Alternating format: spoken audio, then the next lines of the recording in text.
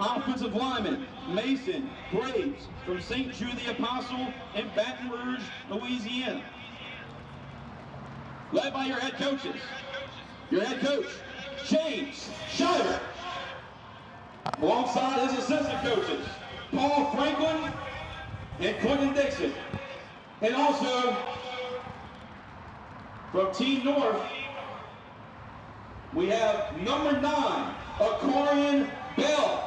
Let's give a round of applause for number 9, Aquarian Bell from Crowville Middle School in Winsboro, Louisiana. And finally, number 4, Javian Mitchell from Russian Middle School in Bossier City, Louisiana. Let's give a round of applause for Team North and Team South to get this party started. And there you have the starting lineups as we make our way into it high above Baton Rouge Memorial Stadium. 446 Sports bringing you the Gridiron All-American Bowl weekend, set to start off with the junior high teams. They'll play 3 round-robin games, North versus South, South versus Central, and then North versus Central when we get things going. And that will lead up to our 6 p.m. kickoff with the Senior Gridiron All-American Bowl. I am Doug Gann with 446 Sports, excited to be here with you alongside my broadcast partner of many miles anyway. Yeah, so it's only a couple of years, but glad to have you up here, Nick Magnano. Nick, welcome aboard, buddy. It's great to be here, man. Beautiful day, 66 degrees, sunny outside, feels like 66, relative humidity 81 degrees, dew point 59, southeast wind at 7 will be affecting this game a little bit. So but great weather, beautiful day, and man, excited to be here. Yeah, it's going to be a lot of fun. The field looks really good compared to where it was last year. I guess we had a lot more cold, a lot more rain around this time. Had some come through, but the fields look relatively in good shape.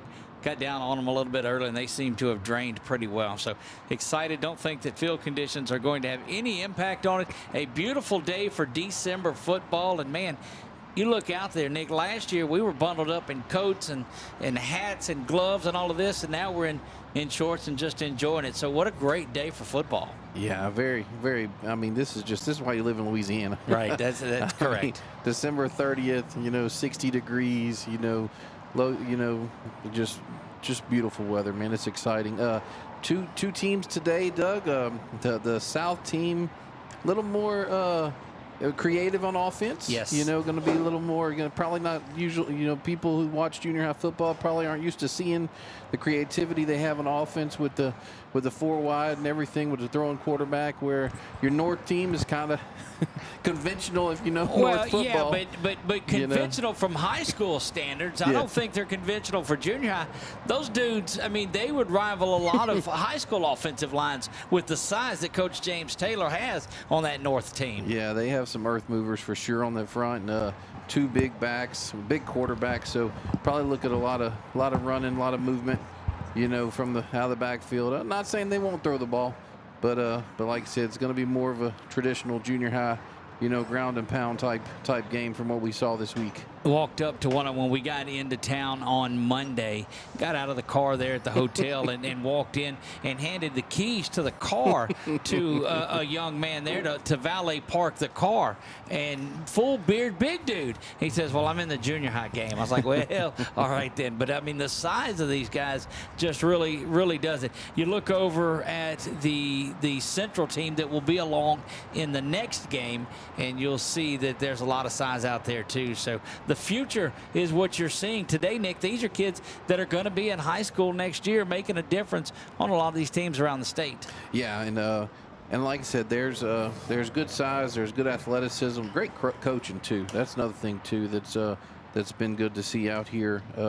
Just seeing the organization of the practices, and how they orchestrate their practices. So then these coaches want to win too, and little hype. When you do the very end of practice, get the little huddle together, especially on this north side. They get a little excited, so excited to see that part. They are led in emotion by their head coach, James Taylor, who has been around for all of the Gridiron All-American Bowl games and defending champs in this one in the junior high division from the North team. So if you don't think he's coming down here to win this game, and of course, Coach James Shiver and that South team looking to say something about it.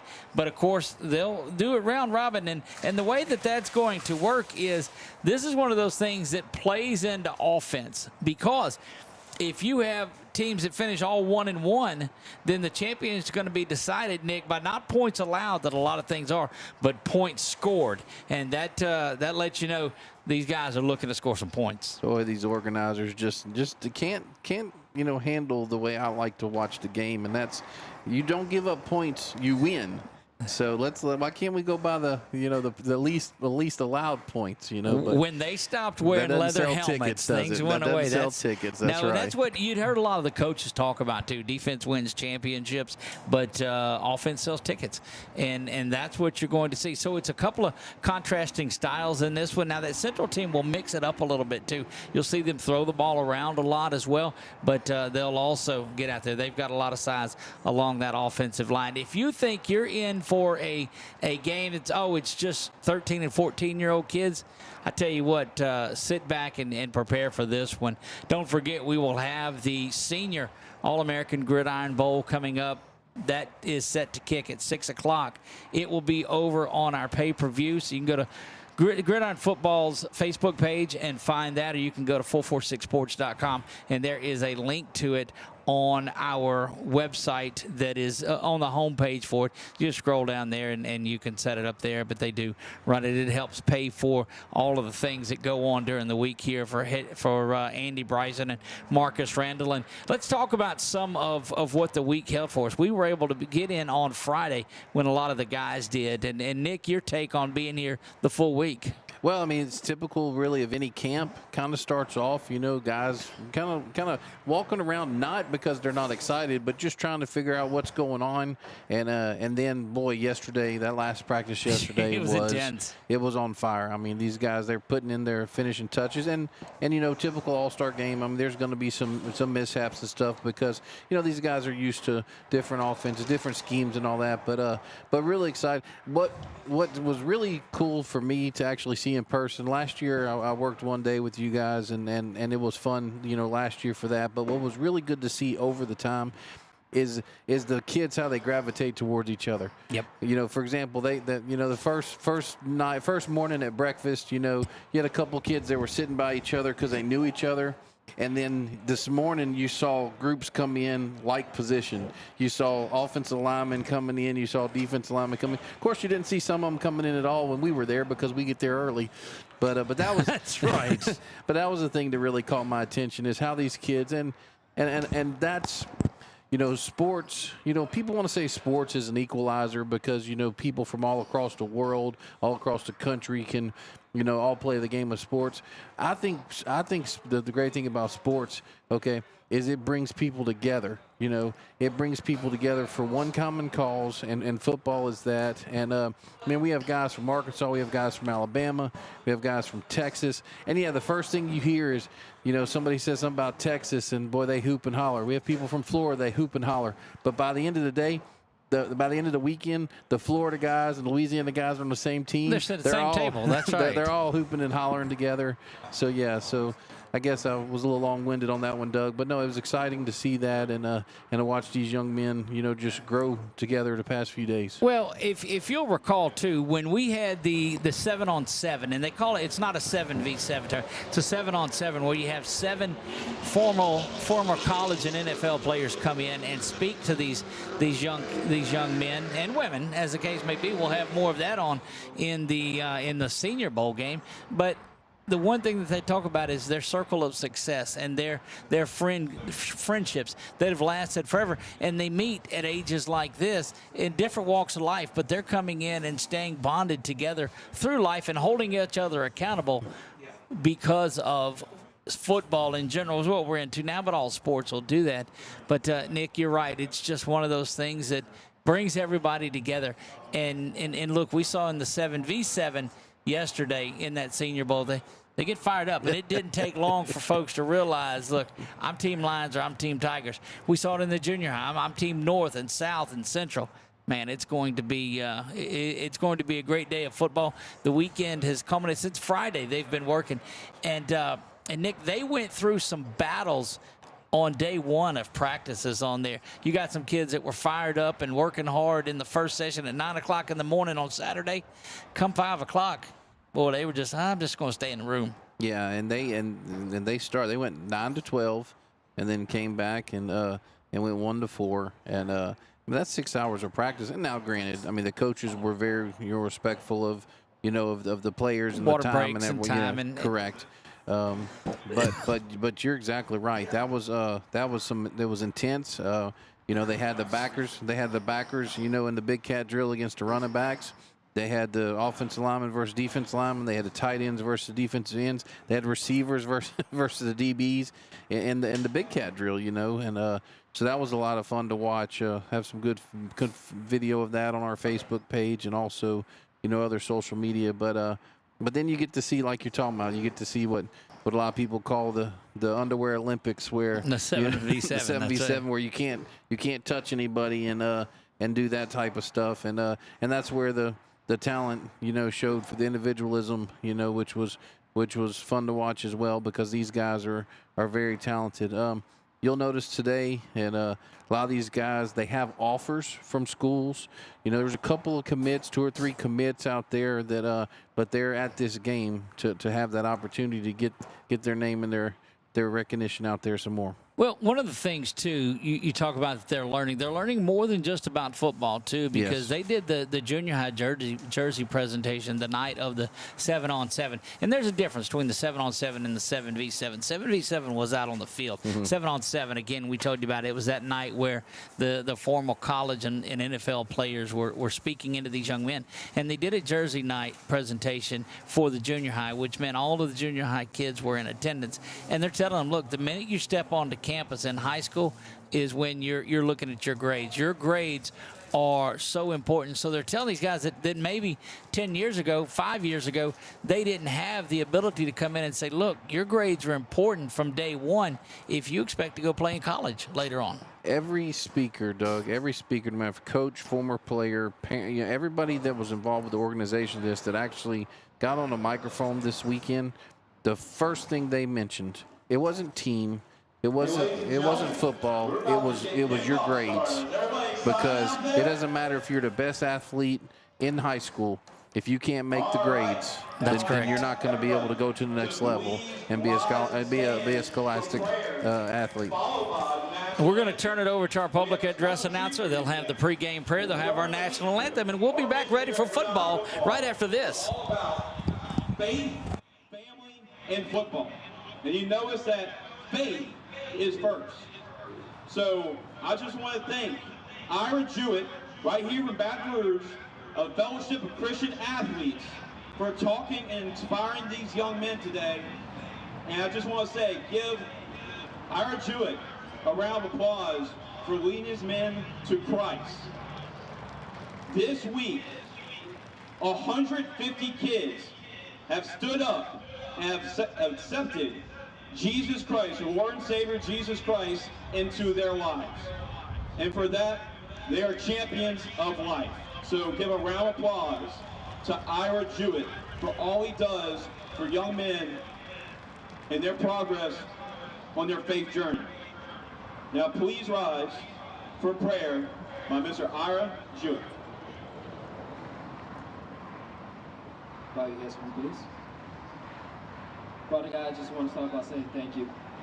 Thank you so much for today, for the weather, for just who you simply are, Father. You are so much greater than anything we could possibly imagine. Father, we pray for today for health, for fun, for a great atmosphere. Father, we pray for the fans as well.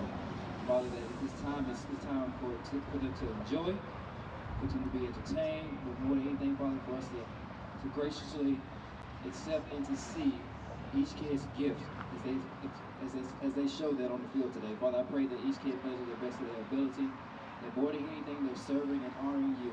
That's in Jesus' name that I pray. Amen. Now everybody please remain standing for the playing of the national anthem.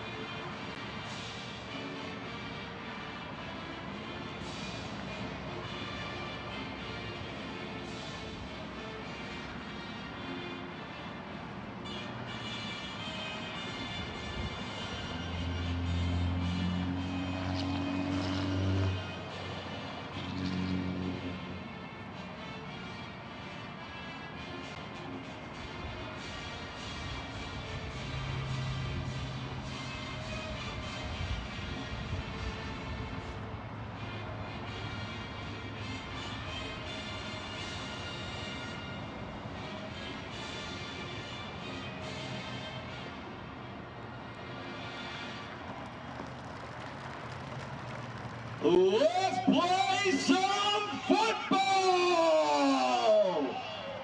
Prayer is underway and the national anthem is there, and that lets you know that it is time for football, Nick. Man, I go back to it, just a couple of clouds in the sky is all that there is. This is going to be a lot of fun. We'll get our captains for tonight's contest. A lot of kids out there. You heard the starters announced, or the players announced on there. This is Team North, led by Coach James Taylor, going against Team South. They'll play the 8-minute quarters on there and rotate around. So it's Team North versus Team South, and then Team Central will come in and play Team South. Team South will be done for the day, and they'll just wait around to see how it went. And Team North will come back in, and it will be North and Central on there. And Nick, what do you think about the round-robin style of football? I think it's neat. I think the South will probably South and North probably have a little bit of an advantage because the Central team's watching right now in the crowd, and don't know how much that's going to affect them whenever they come in to play the South, with the South being already warmed up. So we'll have to see, and then the North will have that experience from the first quarter. So we'll have to see how it goes. Again, the South is in white with the gold block letters, and the North team are in the black uniforms with the gold. The home team in this one is the South. They're on the right side of your scoreboard, of course, where it says South, and the North is on the left side of it here. We are delighted to be back for what is year 6 in our coverage of Gridiron All-American Bowl games. Getting some pictures taken and things. I don't know if those are your captains. It looks like it may be. Getting the scoreboard worked out there, and that's what the you see on your screen that's going on there. They're getting that set up for us here. Nick, it looks like that's your captains tonight. Yeah, let's go left to right here on your screen. Jace Sprunk is number 65. Number 90 is Jackson Taylor. Number 42 is Nicholas Drago. And then number 10 is Michael Jackson Jr. And he'll have to pick up, Drago will have to pick up his mouthpiece as he walks along, but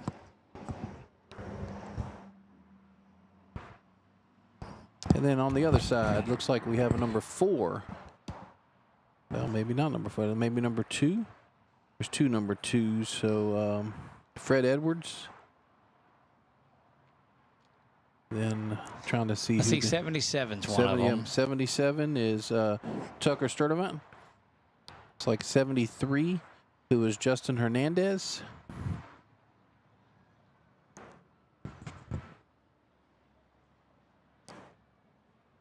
The official letting them know what's going on with it too. And first time they've been probably in a stadium that's this size, and so they'll get settled in and just understand that it's all still just same size football field. As the visiting team, the North will call, rolls around, and North has won the toss. We'll see what they're going to do with it here. And Doug, number 1, Caden Manning is the 4th. And we do have a number 4 on the North team that we do not have he is not listed on the roster. We'll try to get that figured out. North going to take the ball to get things going.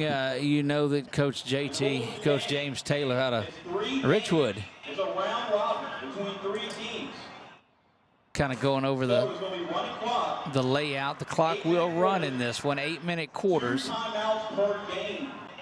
They'll play 2 halves of 8 minutes. There'll be 2 timeouts on each of them is what we understand that it's going to be.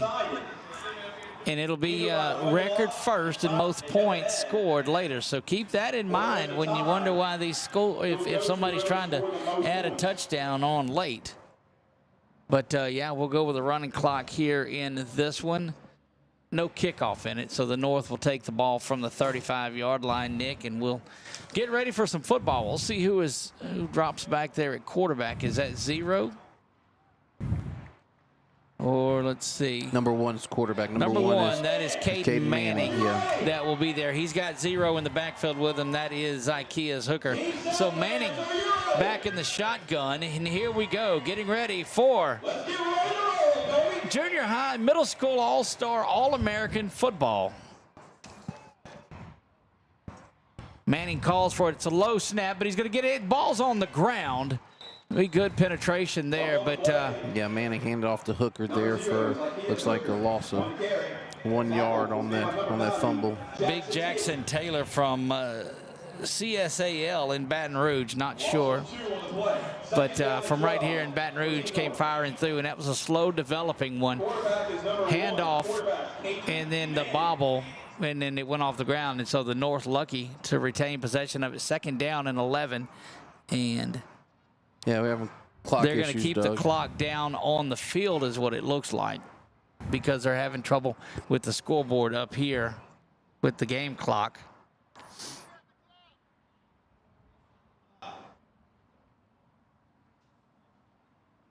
And it's 13-0 on the scoreboard in the 4th quarter. So they're still working out those little bit of details here in this one. We know that it's 2nd down and 11 for the North from the 34-yard line. And, Nick, we saw really nothing out of Manning and Hooker on that first play. 2nd down, and here we go. So they'll keep the clock on the field manually. And, again, it's a running clock, so it'll be easy to keep up with there. Handoff goes to Hooker. He's trying to get to the outside. Chased in the backfield, coming up and making a big-time tackle in the back by the South is Jordan Collada. Yeah, free safety Jordan Collada there with the tackle. Yeah, Collada comes up out of that safety spot. They'd strung out the play a good bit, and Collada was able to fire up. Collada from right here in Baton Rouge as well at Our Lady of Mercy. Yeah, with the white jerseys, gold numbers, we're gonna take a few minutes to figure out exactly who they are, because they're kind of hard to see. But we're gonna do the best we can to get these guys mentioned to you. Couple of receivers now coming into the game. Look like Mercer is back in the backfield. So they got the offensive line that's huddled up there, and then the skill position players. We'll talk about it.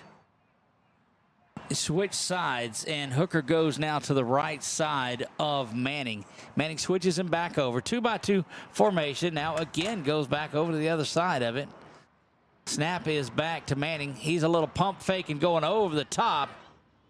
Unable to get that, and that will bring up 4th down. So lose a yard on the drop snap, gain a yard back quickly on that run that was played well by Collada, and then good coverage down the far side, Nick. Yeah, Manning trying to get it to Cam Lance there with great coverage there by the free safety there, looks like number 2, which is James Rutledge from Sacred Heart of Baton Rouge. So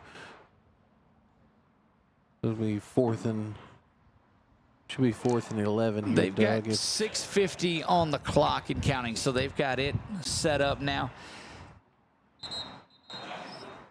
They'll stop this to Coach James Taylor's talking a little bit about things, and they'll work out, we believe, the fourth down setup. They've got the clock, the down marker set back to 1, but I think they've just got to get all of that sorted out. Again, Nick, go over the format with you. They're going to play 3 games in this one, 2 halves of 8 minutes apiece. The clock will be running just to keep things on pace. And wins and losses are the first indicator, but it comes down to points scored following that. And that fourth down now, they're saying punt, so they'll go down and flip down to the other side of it. Again, no kicking in the junior high game. Interesting in the senior high game, and then we saw that last year. They adopted kind of the XFL rules before the NFL did. And I've got that landing zone, and folks can't move until it, but we'll get into more of that. But no kicking, Nick, in the junior high game. Yeah, and Doug, looks like big Bryce Sofshire is gonna be your starting quarterback for the South. He's flanked by number 23 here, who's Caden Jones. So the North now.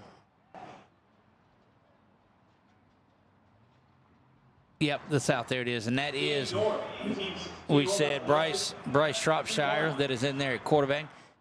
Good size to the Southern Lab product out of Baton Rouge. Receivers, 2 receivers to the near side, 1 to the top. Shropshire calls for, and it's going to be a handoff off to the right side. Good blocking. There's that big offensive line that we talked about. Banging around and getting the first down is number 23 for the South. You said Caden Jones. Yep. Tackled by number 6, Desmond Wilford. That's 11 yards. 11-yard pickup and a first down out to the 45-yard line. So they'll give him, he was at the 30, so is it closer to 15? At any rate, nearing midfield, this is that South squad. Swapping sides and kind of going in motion is Clarence Walls III. He's out of North Iberville. Again, that 2-by-1 formation. New quarterback, same one there. He just scoots up just a little bit. Handoff once again goes to the far side, and Jones getting to the corner. Boy, he's got good speed out there before he's brought down by Quan King. Yeah, 15-yard gain there, but man, what a block outside for the South team. Looks like number 0 for the South team, DeMichael Hart. I mean, he just pancaked the cornerback on the outside there to allow Jones to get that 15-yard gain. First down and 10 from the 39-yard line of the North. South with a real good possession. North didn't do anything with it at the time that they had the ball. Shropshire, good size, good-looking quarterback back there.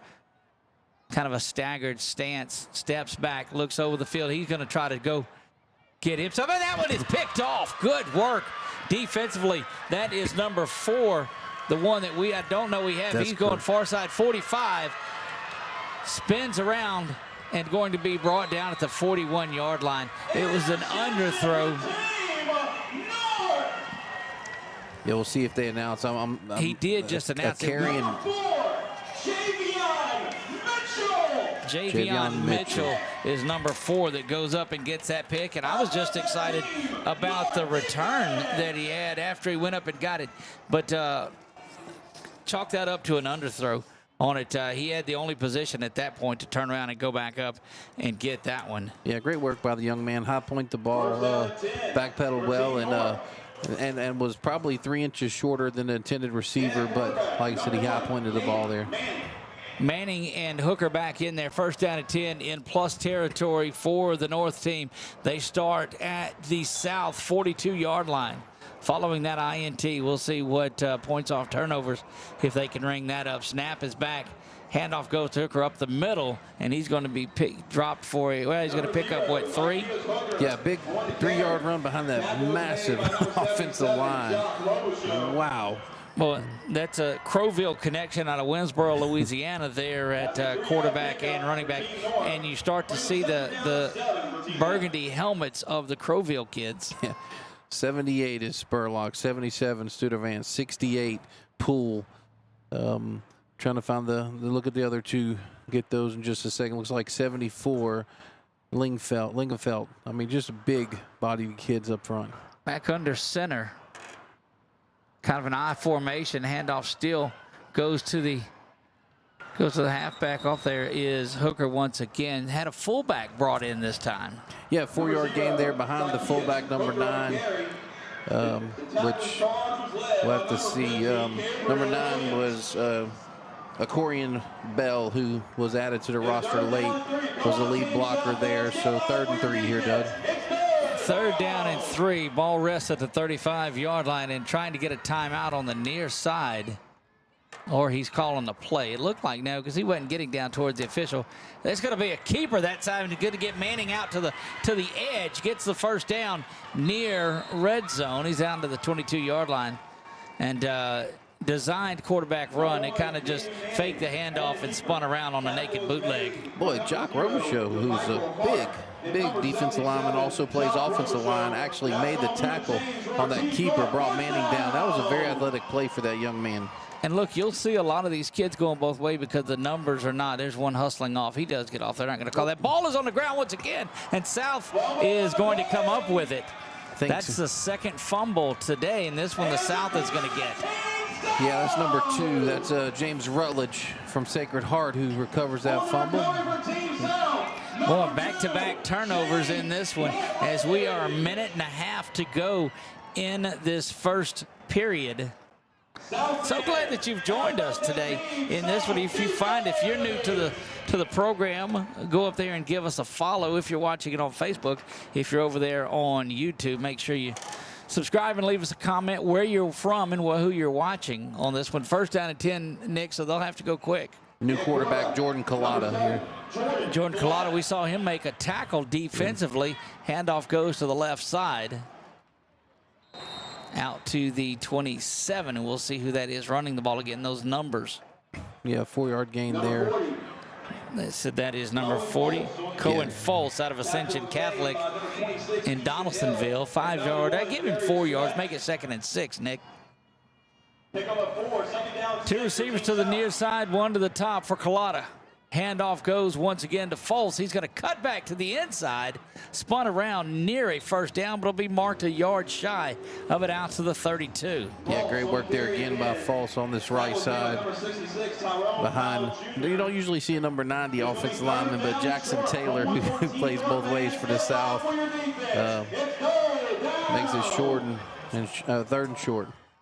15 seconds left on the clock and counting, nearing the end of the first. Collada's going to keep it himself. New quarterback. No, it's a new one. Okay. Yeah. Collada was lead blocking. Well, there you go. He was right there with it. Yeah. And that's number 0, DeMichael Hart. That is 0, DeMichael Hart. That comes in and kind of that wildcat that they got, and that's the end of the first quarter. They'll play 4 8-minute quarters in this one, Nick, and with that running clock. What do you see in that first that surprised you? Did anything, or did you think it was going to be just that feeling out period? Yeah, feeling out period. A little nerves. Softshire underthrowing his receiver. The North putting the ball on the ground twice. So just hopefully take that 8 minutes and get it out of your system. South's finding something here. But most importantly, Doug, you have the big earth movers up front on both these teams. I know people don't like to hear it, but I would definitely try to run the ball like the South has the past four plays. See if they can't get something going down there. And they're mixing it up a good bit too. They've got that third different person under center for them, or in the shotgun for them. Right. But I guess the last one was to run that wildcat, if you will. This is kind of where they were when they had the turnover a little bit earlier. The Collada back in there at quarterback. Yeah, Collada's the quarterback, yep. Looks like he is that Jones with him. That running back or false again? Coming to the near side, that's false. False will run out of bounds at the 49-yard line. Cohen False from Ascension Catholic. If they 3 yards, 4 yards, they're perfectly fine with that, Doug. They'll take that. Going down here for sure. Well, you keep it away from that big offensive line and that big offense of the North. Boy, you look on defense at all of the burgundy helmets that are out there, all those Crowville kids. 2nd down and 7 for Collada in the South. Kind of an H-back off to the near side. seen this formation a lot. 2 receivers to the top, 1 to the near side. Timeout taken by the North. By Team North. That is their first timeout. Keep it right here. That's the first timeout of the game. They get 1 each half is what they get. Both teams do, because there's not a lot of clock stopping that's going on here. Good crowd, Nick, that's made it in too. This this is my kind of stadium, Doug. You were talking about leather helmets earlier. I mean, this is what I'm talking about. I like the concrete. I like the bowl. I like that it's closed on one end and open on the other end. They have like the a horseshoe. That's right. Yeah, they have the half fence over there on the end. That's the north end. That's that keeps the crowd. You know, if it was a packed house, keeps them separated. So, Right. So no, just a number of high schools play their games here in this Memorial Stadium section. We saw where, as we came in the baseball field over there, where the Baton Rouge Rougarou play their games also. Yep, Pete Goldsby Field over there. Just a great atmosphere. Able to enjoy a lot more of it. Last year it was cloudy and overcast throughout and very cold. Today, you'd take this any day of the week. Following the timeout with 7:09 to go until halftime. 2nd down and 7. Collada back in the gun. Bobbles that snap, and a handoff is able to get to Folse. Good blocking from the inside. Folse, shifty move, but it's going to come back a little from what we appear is holding downfield. We'll probably move it back beyond the first down a little bit, Nick, from where it was. Yeah, good adjustment there by Collada to get it to Folse. And, I mean, this line's starting to open up some holes for him. And, like I said, if it wasn't for this hold, it would definitely be a first down. Blocking the back, actually. Blocking the back, call against Team South. It will remain 2nd down. If you're new to us and following us on Facebook, we invite you to hit the follow button. We went through 9,000, picked up a lot of them while we were down there this weekend. But you can keep up with highlight videos and different things like that. We'll do some recaps of things from this weekend as well. Snap is back. Collada pulls that one in. Folse, they'll try the same thing that they had. Good stop right there. Goodness on that tackle from Team North, Zacchaeus Hooker. Yeah, 67 also for the North. Caden Crenshaw forced him inside. He had contain out here and forced him into Hooker. So good work there by the North defense. Although they picked up 3 yards there for the South offense. We see defensively Mason Lingfeld coming in. He's out of Sterlington area is where he's from. God, look at that defensive line, Doug. That looks like high school defensive lines. Well, you remember we saw those. We saw the young Sterlington guys a couple of different times around the hotel, and yeah, they're just big. 3rd down and a long 4 for the South. Ball rests at the North 42-yard line. Heading down towards the interstate, they go left to right. Doug, I think Collada's probably going to keep this one. You say they're switching and getting a lead blocker this way from Folse. Play action. He'll pull it, looking down. He's got a man wide open. Nearly picked off again, and I'm telling you, that was Javion Mitchell once again, who went to. Oh no.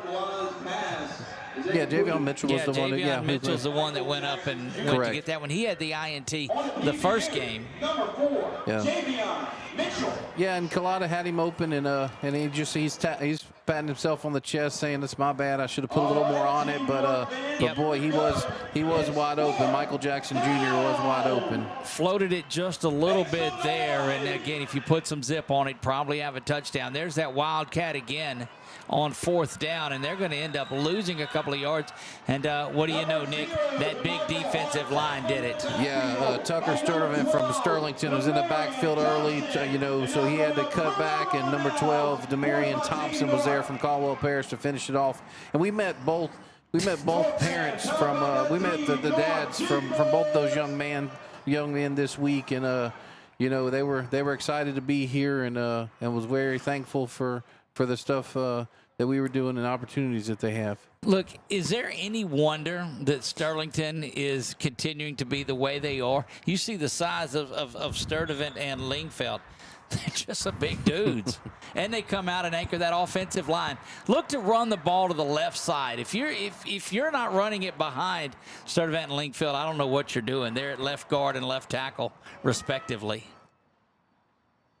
Yeah, and like you said, then the center all the way through to the right tackle. Look, we have a big substitution here, number 9 from the north, I think. Under 4 minutes to go in this one. Yeah, there you go. And again, points scored are second in this. Wins, of course, are what's going to make the difference. Handoff goes to the left side. And oh, my goodness, big work there. Is that Collada? Yeah, Collada there was first man up there. And then 30, Landon Carter came in from North Iberville to help him. And that's from the free safety position, so he's reading the game well.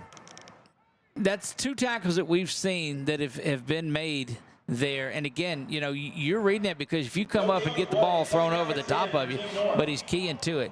Switched now over to the right side, the 2 Sterlington young men. Boy, if that's not a tell for you on what side they're going to run the football to, that's a keeper. And Manning is going to try to get outside, but he is pressured there.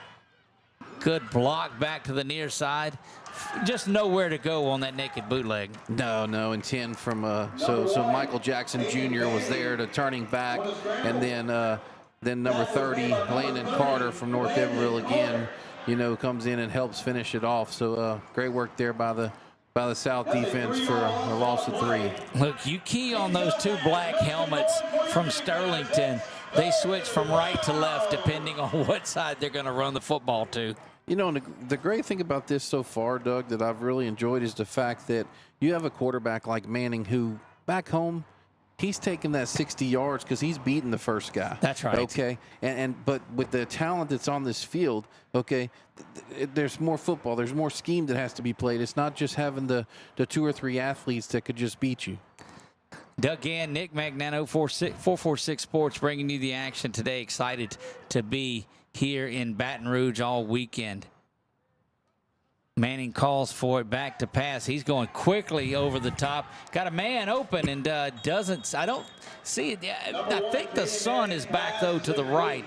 If he turned his head and looked back into it, Nick. Yeah, Aiden Harrison, the receiver there, who the pass was thrown to and covered by number 11 here, Cooper Toretto, and then Jordan Collada came over to help as well. 4th down and 12 out near midfield. Ball rests between the 48 and the 49-yard line. Still 1:18 to go until halftime. So they're winding down this initial half here. Scoreless in this one. You see that on our Wallace Eye Associates scoreboard down at the bottom. Coming. Just making a change at quarterback there. Boy, running a lot of time off of the clock, like they're not concerned with doing anything here on 4th down, because you don't want to give much time to the South and give them an opportunity to score. Rolls the snap back. Manning's going to pull that one up, and he's being chased. Not going to have anything to do with that. Throws that one away and should just knock it down. Yeah, ball. Yeah, go ahead, Nick. Yeah, Collada comes over the top there and high points the ball, knocks it down away from the intended receiver, who was Harrison again. They'll name an offensive and defensive MVP from each team upon the completion of the round robin section of this. They'll have an offensive and defensive. How about that team? Yeah, I think we have 2 leading candidates. One from the South, Collada, right now, and the one from the North would be Bell with the interception and the PBU he had on the last. No time on this one, so they were not able to get a play off before the half. We're at halftime. We're going to step away and take a break, and we'll get back to you here in just about 5 minutes or so. We'll be back. You are watching Gridiron Bowl action here on 446 Sports.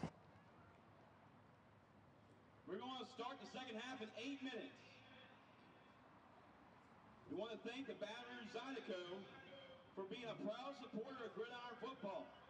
We're not just about the football down here in Baton Rouge. We like some hockey as well. The Zydeco is currently in the hunt for the Commissioner's Cup, and you can be along for the ride. Make sure to visit brprohockey.com in order to get your tickets, as hockey once again returns in the Red State.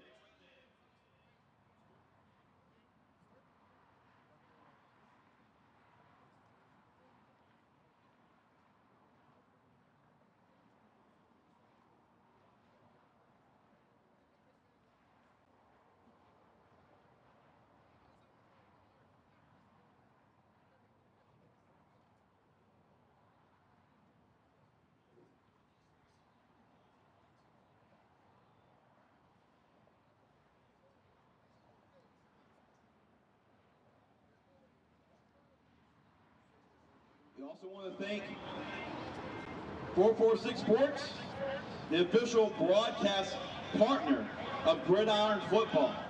446 Sports, led by Doug Gann and crew, have done a great job of streaming the action all week long. So go to 446sports.com.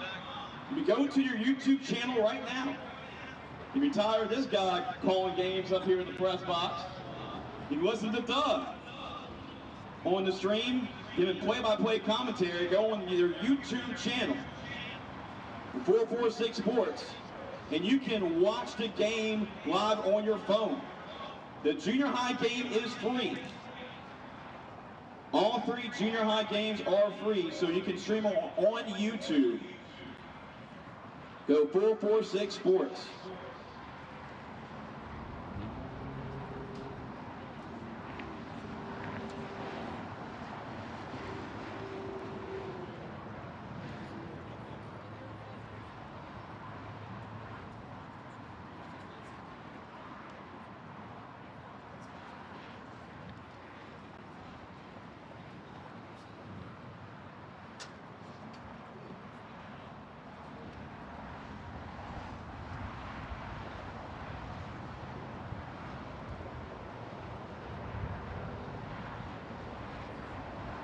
Throughout the week, we got to thank our stadium partners here for their generous hospitality throughout the week.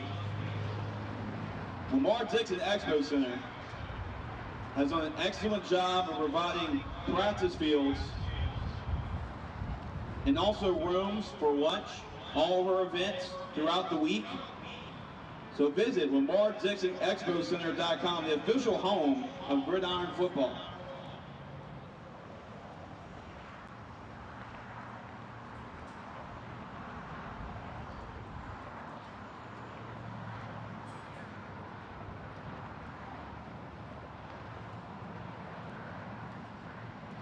Legacy Consulting Group. Alex Vasquez has been an incredible partner with Gridiron football with his generous donations to Gridiron football. If you're a business and want to get some pretty good consulting, make sure to go to LegacyConsultingGroup.com. Louisiana Prospects. We're also developing the youth as well. And Louisiana Prospects does a great job with their flag football organization. Louisiana Prospects Flag Football Association. Make sure to visit them on Facebook. Louisiana Prospects Flag Football Association, to get your young child involved with the game of football.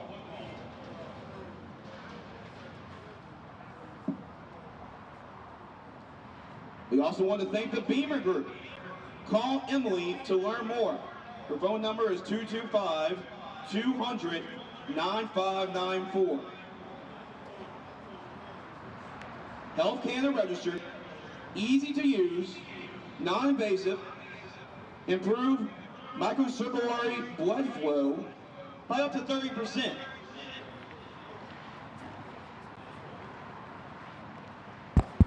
And we're back here at halftime. A couple of minutes until we get go. Want to look at some of the sponsors that make this. You hear them being called out there. Louisiana Prospects, the Baton Rouge Zydeco, Legacy Consulting Group, Randall Passing Academy, the folks at Lamar Dixon Expo Center, and that was wonderful out there. Of course, Ultimate Apparel, the Jordy Collada Show for helping do some advertising. Prior to this, Living Water Also, Beamer and Liberty Magnet High School Band. Of course, Gridiron Football, veteran-owned business. We appreciate them partnering with 446 Sports. Let's take a look at our comment section on YouTube. Edwin Rivera III is in Nashville, Tennessee, watching number 24, Zane Mercer. So a big shout out to Mr. Rivera there. Rebecca T says, let's go, Cohen Fultz. And Cohen Fultz indeed is off and going. Dawn Clark says she's watching from Schwartz, Louisiana, cheering on number 67, Camden Crenshaw, and all of the East Ouachita boys. We are able to talk to a number of those as well. Skylar Townsend says, let's go, Cohen. Loretta Curry is watching Caden Manning, said, let's go, number 1. So if you're on our YouTube channel, make sure you go in there and leave us a little comment. And we'll try to give you that shout out. If you're over on Facebook, do the same. Leave us a comment there, and we will do our best to get that information out. Also, taking these uniforms out here. Glad to have you out here on a beautiful day like this. A couple of players that have stood out for us, Nick, on this one today. Of course, Collada has been all over the field defensively. We've seen that. What else jumps out at you? Yeah, you have the Javion Mitchell from the north side that had the big interception and the big PBU on that second long pass play, and just the offensive line the defensive line of play from both sides has been really, really good. Getting a lot of pressure up the middle, and defenses should be ahead in these games because offense takes a little more time, a little more work together. Where defense, you see ball, hit ball, go after the ball. So that's my takeaway so far, Doug. There you have it. Looking forward to seeing what this second half brings us. Remember, this is round robin action, North versus South. In this one, the Central will come out in the gold uniform tops. And we did hear a number of the senior level players going, well, that black and gold looks really good. Yes, and had a little jersey envy going on there. Yes, we did. And, of course, the young man we'll probably talk a lot about tonight, who's probably been the most articulate this week was Nino, who was the one who was really liking the black jerseys. Vocal and passionate are a couple of the words that we will say about him. That's the quarterback from Escambia, and you'll hear about him a lot during the game because he certainly makes his presence known out there. He's for Team Lions, and in that more flashy up and down offense, contrasting styles as what has been in this one today, Nick. North and South are doing battle here, and again, you go back to Javion Mitchell. I know you talked about him a little bit earlier. Had the pick, nearly had another one. Sees the ball as well as anybody that we've seen out here today. Yeah, and also from the North, Corian Bell, who's been really, he's had a few sparks as well. And those were the names that were added to the roster for us. Here we go. First down at 10 from the 35-yard line. The South has it. We've got 2 quarters of 8 minutes each, running clocks. Big shout out to everybody that has responded, engaged with us on Facebook and on YouTube. Snap is back. Handoff, kind of a jet sweep, but a quick one. Going to be brought down for a yard gain. Yeah, and that's Landon Carter. We've been calling his name from the linebacker position.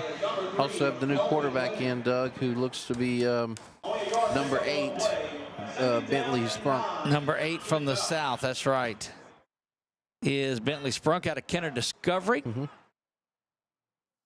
2 young men from there, and they're looks like they're both brothers or cousins. They're related, both with the last name. Of course, Coach PJ leads Team Tigers. And he got to interview him yesterday, and that was a lot of fun. I got to get me one of those Kenner Swamp Owls. That pass is thrown. Looked like in between. Didn't know if the back was coming up for it or the receiver was going to come back for it. Yeah, it looked like it was intended for Marino. But the thing is, that's the offense. That's what happens in all-star games with offenses. I mean, it's just, you don't have enough time to just work out those little details because probably the receiver that the young man's been throwing to all season, might just run that route just a little different. Just a tad different. And that's one of the things that we talked to the receivers and quarterbacks about yesterday is how long does it take you to make that connection? Clearly longer than 3 days. Laura Lee Sturdivant says, go Big Tuck, and Jocelyn Turner says, let's go. Appreciate you guys over on YouTube commenting. There's a little hitch pass complete there on the jailbreak screen as it comes back to the inside. Going to pick up a passing first down. Yeah, he's there. Great work there. Look, that was 5 on the South. Is that LaMichael Martin's the receiver who received the pass there. All right. So good work there by that young man.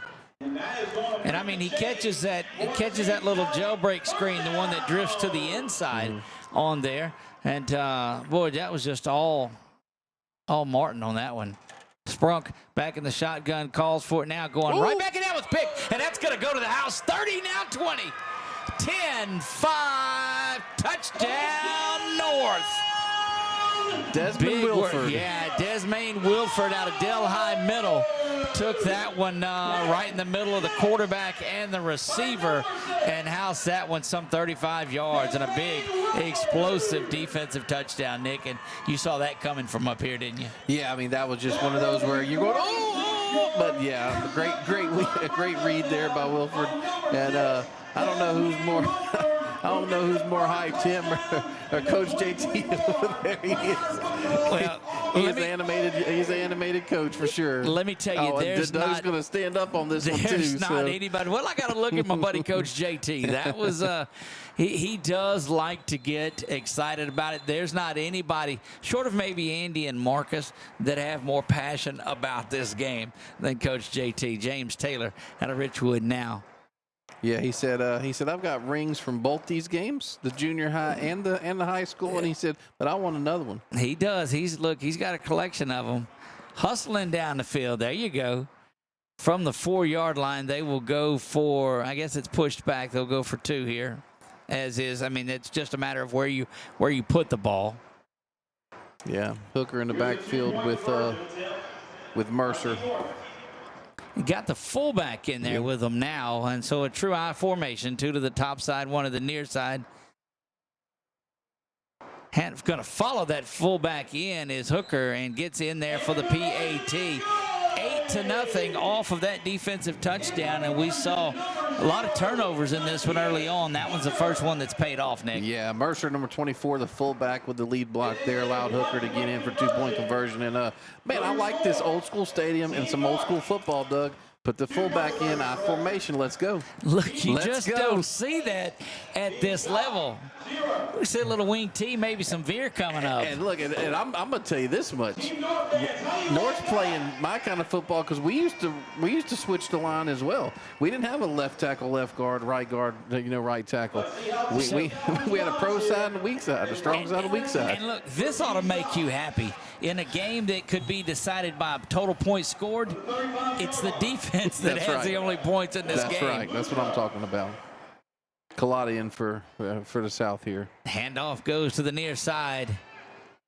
Slung down. Good-looking tackle. Boy, that would have been an unnecessary roughness penalty in the NFL. I saw that video out there. Who was that coming to the near side? Was that 5 that had that? Yeah. No, number 2, Rutledge, if I'm not mistaken. There you go. On the carry on that one. Kind of hard to see the white jerseys, but good run for 4 yards there. 2nd down and 5 from the 39-yard line. 2 receivers split to the far side, and a motion penalty is going to be whistled. I'm corrected. It was Monroe. Yeah, Caden Monroe that is in there, number 6. Yes. Caden Monroe out of Sacred Heart of Jesus here in Baton Rouge. A lot of Baton Rouge guys in this one without a doubt.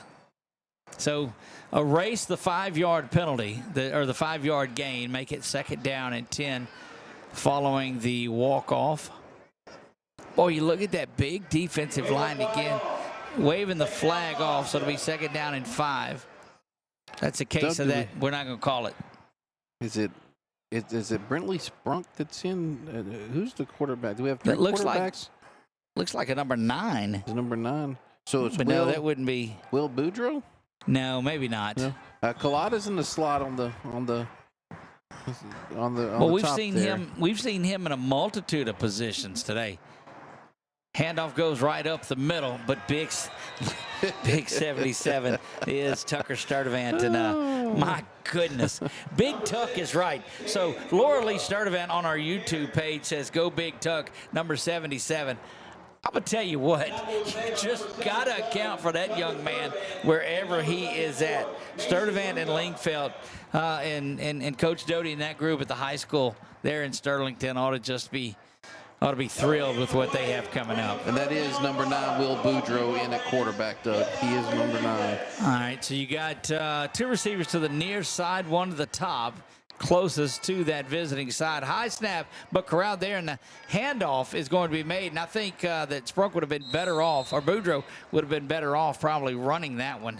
Yeah, poor Monroe there was like, I got it, you got it, no. And then he handed it, and then Boudreaux handed it to him. So they're going to have to punt here, which means they'll go to the opposing 35, right? Right. 1 minute remaining here in the third. This game is 8-0 with that pick 6 that was there. And Nick, just a big time play. You're looking around for defensive MVP type of play. I don't think you can get much better than the only score of today's contest. No, yeah. Mitchell was like, hey, good play there, but it looks like Wilford said, anything you can do, I can do better on the other side of the field. Don Clark checking back in, says go north. We'll hop over and see what's going on our Facebook page. Don't forget that you can leave us a comment over there. A nice one, unless you don't like how the commentary goes, and that one will probably get deleted, I'd have to say. Oh, gosh. Gosh, that's right, the power of that's right. No, we invite you to chime in and let us know what's going on in your world. 1st down and 10 from the 35-yard line. Go the north. That is Manning, who is winning quarterback. And that will end things for the third. They'll just swap sides of the field and get ready to go for the 4th period in this one. They're going to actually play this down, Doug, for some reason. They did not do that right before the half. Yeah. 1 on time down. Yeah, PA announcer said 1 on time down. And you can bet Coach JT is going to he's liable to take this 8 minutes down completely. Yes, he is. Here we go. That's Manning on the designed keeper, getting past the defense there out to the 40-yard line. So that untimed down nets them 5 yards, and so they went right into the 4th is what they did. They just didn't switch ends. Yeah. They went right directly into the 4th. So it wasn't an untimed down. It's just going into the 4th period of play is what it is. Yeah, Carter there, and then Taylor with the helping Carter out on that after that 5-yard gain with the tackle. And again, we won't stop the stream on our junior high games today, so stick around to this one all throughout the afternoon. 2nd down and 5, Manning and company. 1 to the top, 2 to the near side, out near the 40-yard line. Snap is back. Manning's going to keep it once again up the middle, and so that's one of those that we're not going to get too fancy with it. We're grinding out, and he's looking for another ring. I know it. Oh, yeah. Now, there's still a lot of work to do because you got to get the Central team into this thing as well. Yeah, Jackson Taylor, looks like number 90, Jackson Taylor on that tackle from this left end. So, good work to get over there, but Manning already had the 1st down. Central team in gold outside of the fence where the North team is heading into that end zone. They had a lot to talk about this week, saying they were going to come out of this victorious. That's Manning again up the middle, and a big time stop there. That's number 50, Gabriel Williams on the tackle, and Number 1, we saw Jackson Taylor come up as well towards the end of it, but it was a 3-yard gain. And Coach JT, you're right. Coach James Taylor out of Richwood will continue to just grind away, run the clock, and work that 8 minutes off, For sure. which is down to under 6 now. Doug, the one thing that we need to talk about maybe having black numbers on the white jerseys and even black numbers on the gold jerseys, because the gold jerseys are coming in next. I see that with the white jerseys. Gonna be a little difficult to see, but hey, we're Big gonna shout do what out we to can. Ultimate Apparel for their supplying of the uniforms. Proud sponsor and supporter of Gridiron football for a number of years. Looks Coming like to the near side. Woo! Is that Mitchell? And that's just a one-arm takedown. That's your guy, number 50, Gabriel Williams again.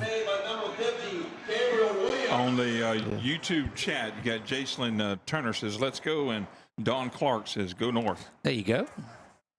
and we appreciate everybody out there. 3rd down now and 7 to go. Still no hurry, down to 5 minutes. And this is going to take something big from the South defense to get the ball back and that offense to get down the field. And we've not seen them able to do that. Manning and Hooker back in the backfield. Who's going to make a play? Who's going to make a play? That is Hooker spinning around and going down, and he's going to dive out near the 30 or near the 42-yard line. It'll be 4th down and 2, and this is a big-time play. And got a young man that is shaken up, and that is one of the things that will stop the clock with 4:46 remaining here in the ball game. Yeah, Jackson Taylor down. He was first one there with Williams to the initial contact, the number 20. Pastrick end up with the tackle of Hooker on that one. So 4th and short, Doug. What are they going to, Coach JT, he's going to go for it and try to bleed more clock. You run your quarterback draw with man again. That's what's been so successful. See the athletic trainer making her way out, Sophie Grishel. First time that we've seen her today. Got to interview her. She's been around the program for, 4 years now, all four years that. She said she gets a ring every time, no matter who wins. Well, so, I mean, can we get that deal? Right. We can send 4 up here. That's right. We'll be back down on the field with them afterwards. Don't forget, that game, the Senior Bowl game, is pay-per-view. So you'll make sure that you have to click on to the Gridiron Football Facebook page. You can see it there. You can see it on Gridiron Football USA page. And good to see that young man up and making his way back. Looked like he got a little bit of a shoulder stinger. Yeah, it was what he. That's number 90, Jackson Taylor. He's had a really good game to this point. Both sides of the ball. And Doug, we nothing against the trainer, but we like it when we don't have to mention the trainer too much. So, that's correct. So this has been a clean game so far for these young men. But she was helping pass out the pizzas yesterday for dinner, so that was we absolutely would make sure that she's got in there. Her plans to go to LSU and pursue a degree in athletic training. So best to young Sophie there. 4th down and 2, and I think that the ball does not get out of Manning's hands on this one. No, the only difference between is I would have him under center, so he wouldn't have to run 5 yards to get 1. Yeah, but he sees the line a little bit better that way. And timeout South. Timeout whistled by the South. Hey, take that opportunity to get Taylor back into the game too. So if they did not use the timeout in the first half, does it carry over? Okay, no, so that's their only timeout. You get 1 per half. Okay, so they're out of timeouts. Yeah, no. And the North actually has theirs. Which 4:10 to go in this one here in the 4th quarter of play. The only touchdown was the pick six from Wilford. Yeah, that's right. Yep, from Desmain Wilford. We said out of Delhi Middle School in Delhi, Louisiana. Ultimate Apparel, American Partners, Randall Bass Academy, Legacy Consulting Group, Founders Audio, the Troy Blaz Show. 4th down now and 2. The South, I'm telling you, if he's ran off, a minute of the 3rd, and now the first 4 minutes of the 2nd. If this first down is gotten here, you can virtually say the ball game's over. Yeah, he may ice it here. if Manning does anything with it besides run that little keeper, then it would really shock me. Snap is back. keeper up the middle, and that's what the South saw it coming as well, and that's going to be a turnover. Look, I'm telling you, that's what's been most effective, and that defense of James Shiver. Number 20. Paul Franklin and Quentin Dixon were right there to get it. Who was that? Number 20. It's Noah Pastrick with off this left side. The left end came in with the initial contact low and held him up. And great work there by that young man. So now we have a ball game, Doug. Tammy Emmons says, go Caldwell Parish Junior High players, Zane, Demarion, Quan, and Nathan. And, yeah, Caldwell Parish very well represented here this weekend. How awesome would it be for them to go down, get a touchdown, and this thing come down to a 2-point conversion? And you talk about throw things into the mix. You get a tie in this thing. Sofshire back in, and I wonder if he's related to the old defensive tackle that was from a few years back from Southern. I would imagine. Common name. If you know that, let us know. Hustling in is the big nose tackle. Shropshire going up top. Got a man there, just overshoots the intended receiver. And that was the Michael Hart. Yes. And he paused when he came out that break. When he did the out and he did the up, he paused to look for the quarterback, and the ball was already in the air. So. And this is what gets you that little bit of timing right there will cause that play to go sideways. And coach, and I mean, I'm sure he knows, but he's with this running clock. Now they're down to 2:40. On the clock here. Big number 10 out there in the slot. He did call a timeout, Doug. Second and final. So okay, so he had one. So there's two timeouts. I think if you're the South team, you got to find a way to get it to Michael Jackson Jr. That young man. Or was it, number 10? He's just the biggest that's out there and looks like he runs well. They got him listed as a D lineman, but he's a big power type receiver. And that's both the long passes before that one. Both the long passes in the first half were going towards him. Right. And then, like I said, Mitchell picked off the first one, and he had that PBU on the second one. So, but he was open, and he is a big kid. So that might be a good. I would try to get him up the seam, Doug. I'd try to stay away from these two corners. I'd try to see what the free safety can do. Off of that kind of that tight end side on the right side as you're sitting from the quarterback's eye. And, you get the corners off to the side and go down and put him in man coverage against somebody that's probably given up 6 or 7 inches to him. Is YouTube what are we talking about? Well, Doug, as soon as I say that, they put Mitchell at the free safety. Right. So there you go. So they're already, so Coach JT's thinking about that. Snap is back. Quick throw there. It's just a slant. Good move to the outside. Goes Walls, and the ball is on the ground. And the North will recover it, and that's going to do it with 2:20 to go. Yeah, unfortunate there. I mean, he made a great initial move, and just kind of didn't bring the ball with him. But so here's a thought with 2:20 to go in this one. You go down there and try to get you a touchdown here to get you some points out of it. Well, without a play clock, I don't. I mean, how do you exactly go about this, Doug? Surely there has to be some type of penalty if they don't get the YouTube playoff. Chat says Markel Ross says 50 for the South. Gabriel Williams is my cousin, and Terry Barker is waiting on the sin line to watch our Brame Gators future Ash Trojans. There you go. First down and 10, and I think if you're Coach Taylor, you do try. There's new quarterback that's in there for Team North. That is Fred Edwards. Yes. And hustling off then is Hooker. 2:07 and counting in this one. Edwards now calls for the ball. Yeah, and they are trying to set something up. Ooh. Edwards puts that one in the air, bobbled around, and that's why you don't do it, because it was almost picked off. Yeah, I'm that.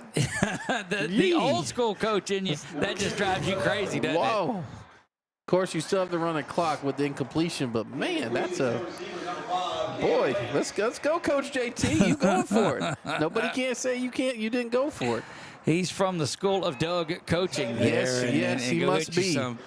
Manning back in there at quarterback. I mean, you got, that number 7 back there waiting on that ball. Yeah, Manning's not going to let it get Yeah. out of his hands this time. He's trying to get to the corner. Unable to do so. Clock runs. They'll get down to a minute before this one is snapped again. And the North looks well on their way to picking up victory number 1. Yeah, 21 Marino on the tackle there after the 7-yard, almost 8-yard gain there by Manning. 3rd down and 3 they go. Ball rests at the 40-yard line, 49 seconds and counting. And Manning content to turn around. The hand goes up. That to let you know there's 10 seconds left. Snap the ball. Manning with the keeper off the left side. Now the middle is stacked up there, and that should wrap things up. May not have to snap the football again following that 1st down run. Under 30 seconds. The only reason they'll snap it is if they want to here, but I don't think. Landon Carter there with the tackle, Doug. He's had a really good game at that middle linebacker position. Joshua Knighton says, let's go Gabe, big 50. Yeah, that's going to do it for game number 1. North wins this one 8-0 on the pick 6. The pick 6 is what did it the first time. That will end it. Keep it here. We'll be back to you when the action gets ready to commence. 1-0 for the North. It is going to be South and Central coming up when we come back. Let's give a round of applause to both. On the great play football game on both teams. Great job, fellas. Final score once again. Team North 8, Team South 0. We'll have a 30-minute break, and we'll get ready to start the second game between Team South and Team Central.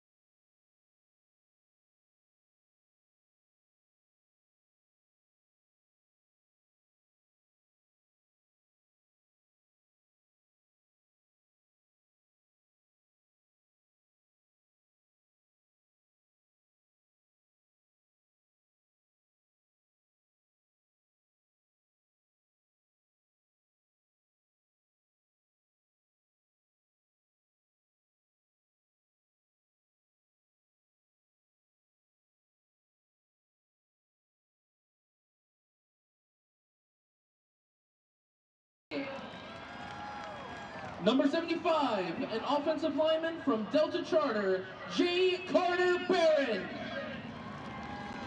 Number 77, an offensive lineman from Gina, Breeze Morphus. And number 78, a defensive lineman from Pineville Junior High, Christian Holmes. Team Central is coached by the following coaches.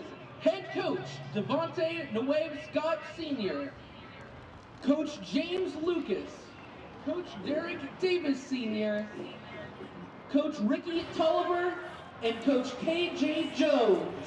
Give it up for Team Central Louisiana! And we're back, Nick, getting ready for the second matchup of the day. Second game for the South, first game for the Central. And you look up and down that Central squad, and they've got the size that we'd grown accustomed to seeing in this too, Nick. Yeah, no, exciting to see what kind of group they have in warm-ups. Of course, we know everything's warm-ups. They were throwing the ball around a lot, so look very athletic, and looks like number 9, Nate Matchett will be the starting quarterback, Doug. And you said he's a 6th grader? He is a 6th grader. That's correct. Started all 7 games for Brame this season and part of their undefeated season. A lot of Brame Gators out there. And so just a high-scoring offense throughout the year for that group. And we've seen and we know through our connections with our Pineville coverage of high school football that the younger Miranda is Justin Miranda, who actually is at Brame Middle Magnet, is here and going to play linebacker. And we've seen the Faraday group, and they were big presence last year. Young lady that drives the bus over here and then stays here for the whole time is from Faraday, and she's been a very good person to transport the kids back and forth. So just a big group out of there. Delta Charters from that area as well. Yep. And so, of course, Breeze Morphus, we met him, the kid from Gina that we thought was definitely on a varsity. There's a coach. Yeah. Crazy. So. Look, we'll get into the captains in just a minute. If you're out on YouTube World, make sure you leave us a comment. Let us know who you're supporting.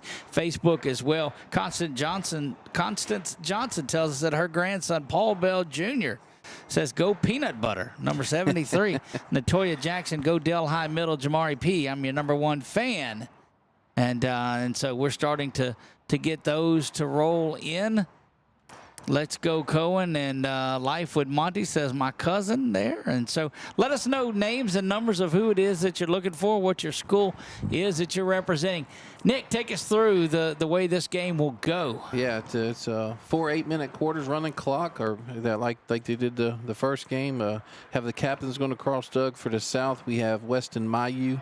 We have Jordan Collada. We have number 21, Tyrus Marino. And we have number 5 is Bryce Shropshire. And then for the Central, number 4 is Tyler Simpson. Looks like number 73, if I'm not mistaken. Yes, 73 is Paul Bell. And then peanut butter. That's right. That's what we learn. We learn things like this. Didn't get to hang out around with the middle school kids as much as we did the senior level. A lot of research going into that. So if you have something on there, let us know. Another one to watch out for, which you've talked about him. He was the MVP of that Brame team, was Justin Miranda.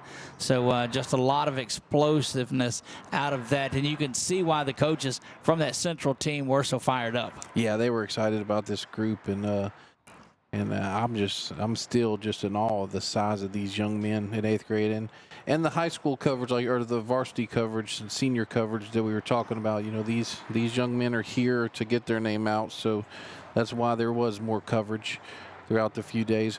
Looks like 65 is Jalen Costin is another captain for the Central team, and I'll try to find looks like number 2, who is Raheem Tolliver. As a quarterback as well, is from Faraday, is the 4th captain for the Central team. Breeze Morphus gets a shout out there from Gina is where Breeze is.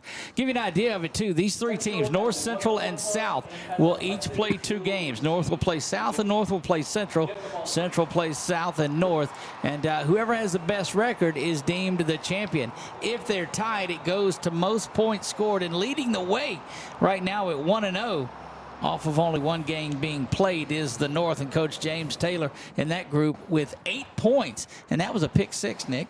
Yeah, it was. Great play there by that young man who had that one. Wilford, who's in my opinion right now the leader in the clubhouse for their defensive MVP, although that young man Mitchell, Javion Mitchell, had a good game. But can the Central put the South away? If the Central wins this one, the South will be... They're eliminated. That's right. Tyler Simpson, the running back from Delta Charter, will be another one to look at as this game progresses. Here you see him in the backfield. Just a big running back. Jeez. Wow. He's behind Matchett. Matchett again, the 6th grader in this one. Noah's Ark formation out there, Nick. You know why we call it that? 2 by 2. There you have it. Matchett calls for the ball first. Handoff goes off to the left side. Goes Simpson. Good stiff arm. Gets out 6 yards. There is Tyler Simpson. Yeah, Simpson there with being brought down by, looks like Monroe was on the tackle. No, I'm sorry, it was Walls. Walls the third, number 1 with the tackle there, but good 6-yard gain there on that first down play. 7.5 to go here. First play underway. 2nd down and 4. Handoff once again goes to Simpson. And why not a big bruising back brought down by number 77, Jacques Robichaud.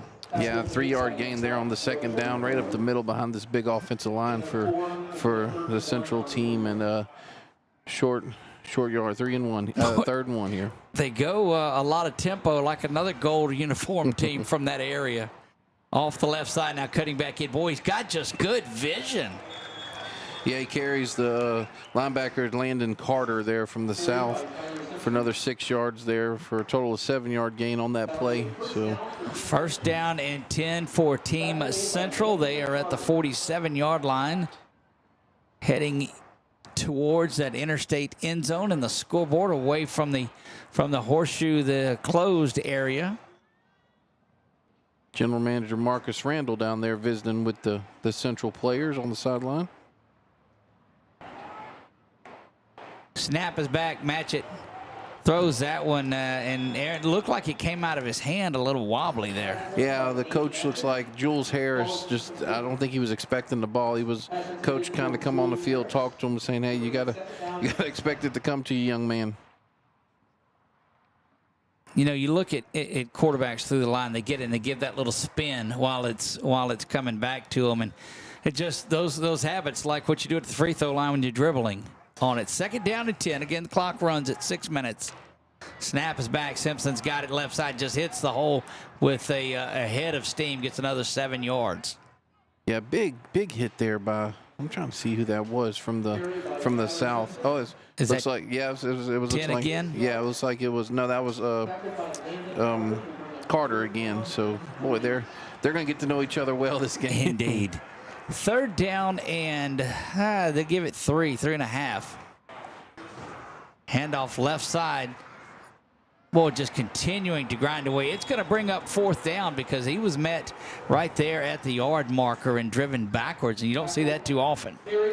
Yeah, that's our number 90, who was actually hurt earlier in the game. That's Jackson Taylor, who stood him up there to make it 4th and short for the South defense right there. Good job there by Taylor. Good to see Taylor back in there too. Looked like he had a little shoulder stinger, but that 30-minute break in between there got it. 4th down and short. First big play of the game. Why not get it back to Simpson? He's going to have the first down, but that's his shortest run of this first half. Yeah, big number 77 there, Robichaud, excuse me, with the tackle, but he was able to fall forward for the first down. 4:46 remaining here in the first. It is scoreless. First down and 10 go the Team Central from the 37-yard line of Team South. Matching that offense, starting to roll. Big offensive line that is out there. 2 receivers now to the near side. We've got an H-back, and that's a new running back that's in there. Nick, is that... that's Norman. Yeah, that's Jacarius Norman out of Faraday Junior High. Boy, you look up and down the roster, and I'm counting Faraday kids. 1, 2, 3, 4, 5, 6, 7, 8, 9, 10, 11, 12, 13, 14, 15. Goodness gracious.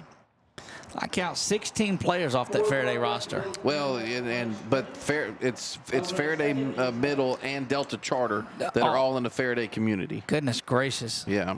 And that's big things, getting these kids exposure from that area. We'll drive through that way tomorrow, heading to Natchez, Mississippi. Snap is back. Going over the top was Matchett. And going to be a defensive pass interference that's called.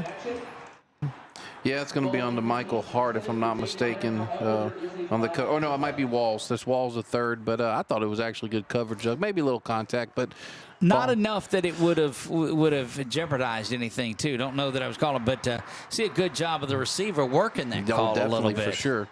And the intended receiver over there, I'm having a hard time seeing his number, but. Get them binoculars out again. Yeah. We're a long way up here. Yeah. Not as far as we were a week ago. 2 weeks ago, rather, now. Number 12. Yep. Who is that is Jaden Miner out of Brame. So those two have hooked up a couple of times this season. Matchett calls for the ball. It will go up the middle to Norman again. Norman off that left side, but again, that seems like that South defensive unit is saying, okay, it's a different speed, but let's get to work. Yeah, Williams there on the tackle for the team for the South. Gabriel Williams, number 50. So that's and it makes you wonder, Doug, if their energy level is not gonna match the Central after that first game. Well, and that's what you turn around and look at the Central versus North game coming up. Yeah. Matchett back to pass, twirls the football, and that one is knocked down by the D end on that far side. Yep, that's big number 10. Yeah, that's Michael Jackson Jr. And if anybody out there is listening and knows Marcus Randall, who was national champion quarterback for LSU. Bluegrass Miracle. And you've seen Marcus lately, that number 10 is in 8th grade, and he's just as tall as Marcus Randall. They were standing next to each other, and Marcus might have looked up to him a little bit. Yes, unbelievable for an 8th grader. Minute 40, long opening drive, handoff the right side. Simpson spinning around. Simpson back in there at running back. Gets it down. It'll be 4th down and 2. Another 4th down play.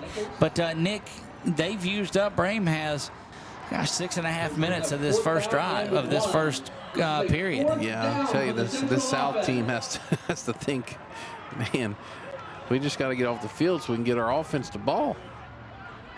Offense didn't put up any points in that first contest. Oh, there's a stop. That's not going to do it. That is a huge stop by the interior line. Big Brantley for Gonzalez. What's number 78? How do you pronounce that name for the South there? Brantley from Live Oak Junior High. Fasundus. That's what we're going with. What a stop for the South, and that's what you need. You need somebody to make a play in these games like this, and Brantley sure did on that one. I mean, that's an opportunity that you had to just to go down there and maybe give up the points again, but that's 7 minutes and 9 seconds, and no points come out of there. Yeah, Sofshire, the starting quarterback here for the South again. See what the South is able to do against this Central defense. Back to pass now. There's pressure up the middle. Going to be stopped shy of the goal line at the 1 yard line. And what was that, big number 0 they got back in there? It's like number 10, if I'm not mistaken, for Central. Jamarian Johnson off this end, maybe. No, it is 0. It is 0. Yep, you're correct. 0 is Jacarius Norman, who came in and ran the ball a couple of times, but that's pressure. Boy, your back is against the wall. You've got to be careful here. Shropshire in the end zone now. High snap, ball around, and that's going to be a safety. And that's what you were fearful of. That was pressure coming. Big man in the middle gets that one. Yeah, that was that's Hunter Poole and Hunter Poole and Jalen Costin, who met the running back there in the end zone for that safety. Great work there by the Central team. So the Central offense couldn't get into the end zone. The defense says here, and Nick, we've got 10 points today, all of them defensively, and that's right up your alley. Don't hurt my feelings none that the that the defenses have shown. But once again, we talked about it early, and that's what's going to happen in games like this. Your defense, I mean, they're just going to be ahead of the pardon the pun, ahead of the game, because. So let me ask you this, and no, that's you don't like to give that up by any means, but Central was marching down, and they had 7-8 points in their sights on there. They gave up 2. Maybe they can refocus a little bit and get a stop and flip that field some. Maybe so. Maybe so. Yeah, but Central will get the ball back following the safety. Got several shout-outs on YouTube. Billy Bob says, thank you for what you're doing to promote students. Lachelle Jean-Pierre says, let's go Mike, number 0 from Catholic of Point Capay. Yep, Mike's outside here. DeMichael Hart. See, we've got number 2 in at quarterback now. Yep. That is Raheem Tolliver out of Faraday. Yep, and I would imagine Tolliver could probably move around a little bit. Got Simpson in the backfield with him. Is that where Simpson's went the bulk of the distance, except for Norman, who carried it a couple of times? Running in somebody late onto the field. Wawa 7 Trudy said, let's go big 63. That's my lineman brother Hunter. There you go. First down and 10 from the 35-yard line, following the free kick, if you will, following the safety. H-back settles into the right side. Simpson now trying to get his way to the outside, but that interior line from the south has really, really stepped up their game some, Nick. Yeah, big 77 again. That's Jock. Robichaux, and then number 90, Jackson Taylor. Robichaux has that out of St. Jude here. And one player from Alabama playing in this one on that South team, Jonathan Barn here from Muscle Shoals, Alabama. And there's a young man from Mississippi also out there. That is Brody Tony. Oh! Almost there from Tolliver. Good, nearly intercepted too. Yep. Speaking of a long ways away, we got Rose Robinson says, good luck Peanut, number 23, watching from Ohio. Wow. There you go. And this is why we stream these games, so that folks all around the country can watch them without a doubt. If it's your first time to find us here on Facebook or YouTube, wherever you're at in there, make sure you like and subscribe. Leave us a comment again. Let us know where you're from and who you're watching. Give us a follow on Facebook if you do that. It helps us get shown to more folks. 3rd down and 10. That's coming to the near side. Going to be strung out, and that's good work by 0. That is DeMichael Hart. Yes, and I'm really surprised that that Tolliver didn't turn that one up, because he had Simpson in front of him, and then big 74, who was Peyton Crutchfield, in front of him as well. Timeout taken by the Gold. They'll take it here with 6:19 and trying to figure something out. Because you got to be careful. And this is what we talked about, Nick, of settling in a little bit. If they can get their defense set up, then, you saved yourself 5-6 points down here. Right, for sure. That is a good point, Doug. So a few more little shout-outs on YouTube. I see is 4K Music Entertainment says, let's go rah-rah number 2. Anthony Johnson said, let's go number 73. Big peanut butter Uncle Anthony watching you. Robbie, go ahead. So we've got some peanut butter fans watching on YouTube and on Facebook. Yeah, a lot of icons attached to it, or emojis rather attached to that one. Bobby Harris says, y'all going to cover the high schoolers too? Yes, indeed. That one will be a pay-per-view, though. You'll have to go to 446sports.com. Or they can go to the Gridiron Football Yes. USA per Gridiron Football. That one is pay-per-view. That helps fund this weekend's festivities and events. 4th down now and 6. Tripp says, let's go Breeze and Hunter. And Daniel says, Breeze and Hunter, the GOATs. There you go. Match it back in at quarterback for this 4th down. He's got a new running back in the backfield with him, too. Is that Tayton Fife that's back, number 22? It's Delta Charter, correct. Magic calls for the ball. Play action there. Set up a little quick screen and just shoving down is Simpson. Simpson fields the ball well out of the backfield. He's off and going out of bounds at the 40. And oh, goodness, what a big play. To Tyler Simpson, who eventually gets pushed out of bounds after a big game for the team. What a great play there. It looks like our lunch has arrived, so we definitely appreciate it. And when you saw Fife back in there in the backfield, you knew to keep a lookout for Simpson somewhere. Simpson now finds his normal spot, and Fife goes back to the H-back position. Now switches sides from left to right. Magic calls for the ball. Simpson's going to get the handoff up the middle. Look, this South defense is responding well to this too. Yeah, that's a big hit there by the young man, looks like number 22, if I'm not mistaken, Jonah LeBlanc coming there, and then number 50 is the other linebacker, Gabriel Williams, helping him out there to bring him down. And Krishan Busby says, let's go Jalen Costin. Jairus Johnson says, Julius Harris, number 5 from Faraday Junior High. Alexis Jefferson also, as the handoff goes right up the middle. That is the young man from Faraday, isn't it? Yeah, that's Alexander. Simpson took a break there. 3 yards and a cloud of dust in this one. That's Norman. That's right, Norman. Excuse me, Doug. They have 2 running backs from Faraday here as well. Receiver to the top and one to the near side. Handoff goes right up the middle.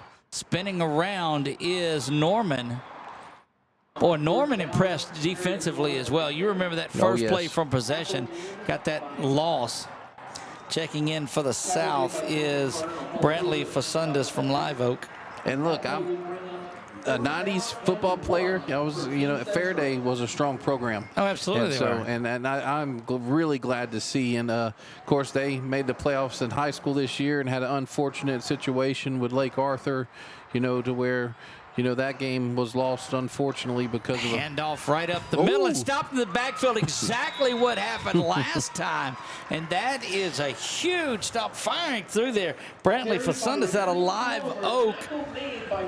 Twice. We saw that on the last one.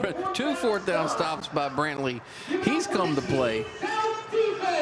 Goodness gracious. This is, wait a minute. I think I could make a run at some defensive MVP here, too. He's getting there. He's getting there for sure. Offensively is where the struggle has been for the South. They've been unable to get anything going, but only the 8 points by the North, and that was a defensive pick 6. Only 2 points given up in this one, and that was a safety after their defense made a 4th down stop. JW318 says, great game, guys, from Monroe Live in Cordova, Tennessee. I need some Washita Parish guys, Neville High. Play action going over the top. That one is complete out to the 50, now 40.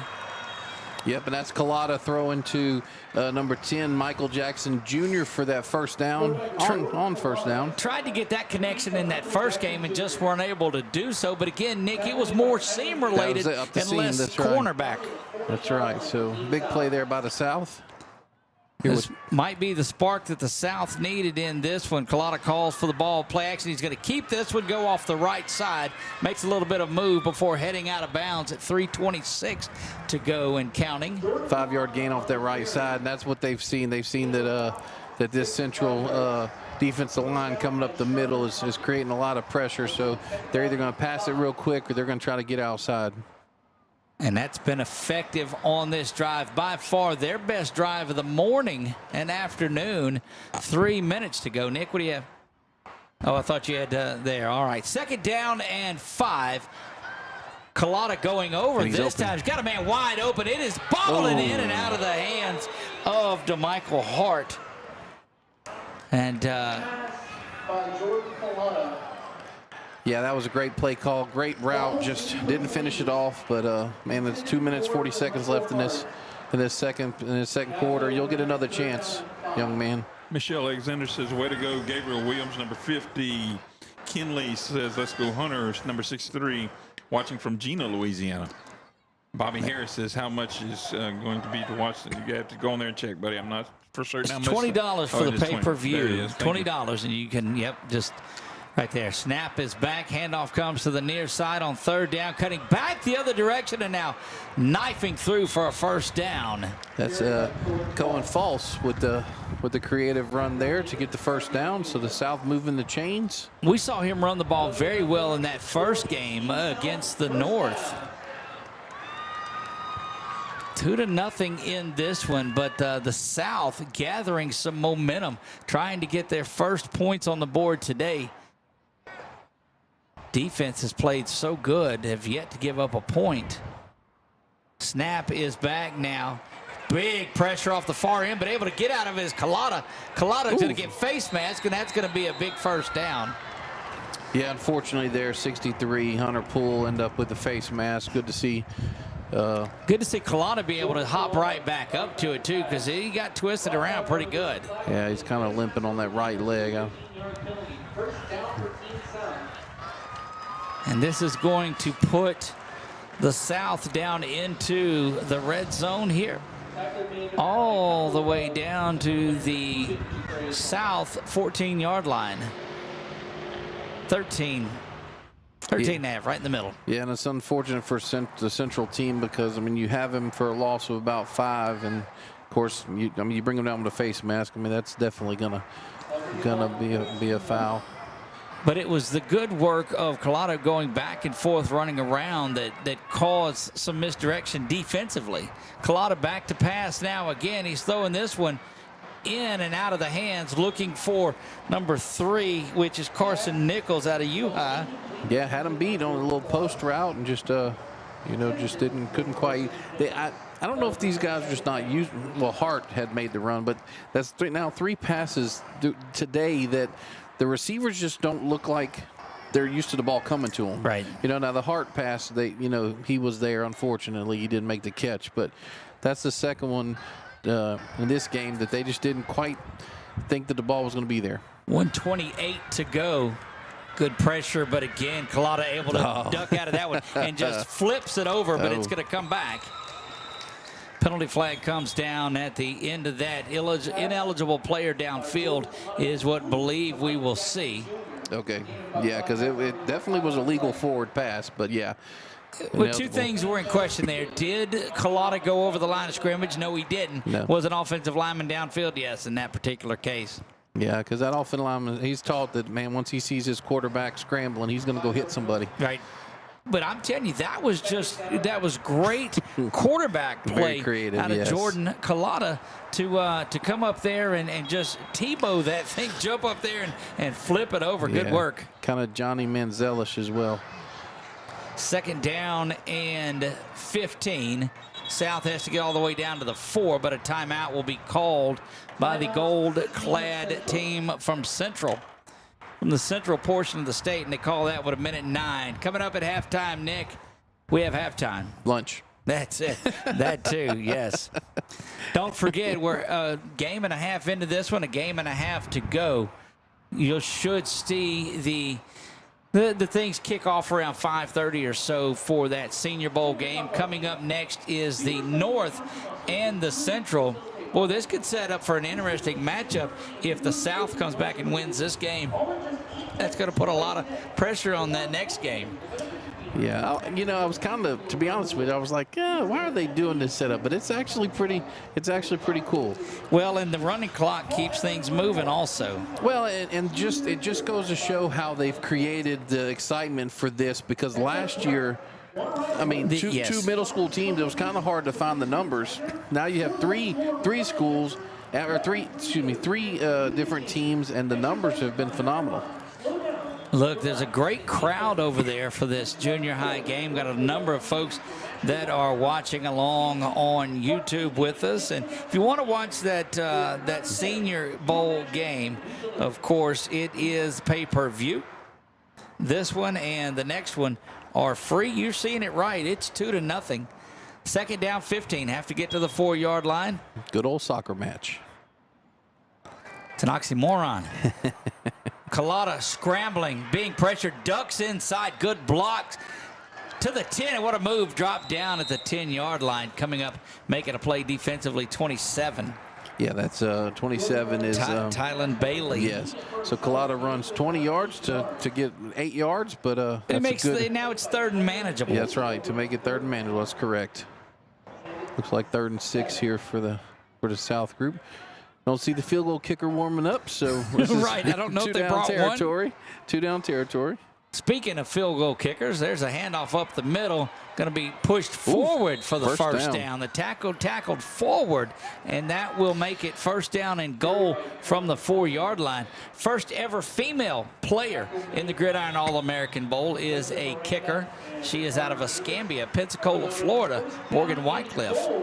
First time out for the Stancliffe. First time out for the South here, Doug. So with 25 seconds left, and you know, the mobility of Collada has definitely been the difference maker in this second quarter. It almost seems like caught up with the speed of the game there for a minute. In the first half, the first game was a little thrown off. Second game. I'm saying second game. Excuse me. Yeah, it just looks like that finally about his, I don't know what series it was for him, but it just seemed like he said, okay, this is what we're going to do. We're going to take over and do this. Yeah.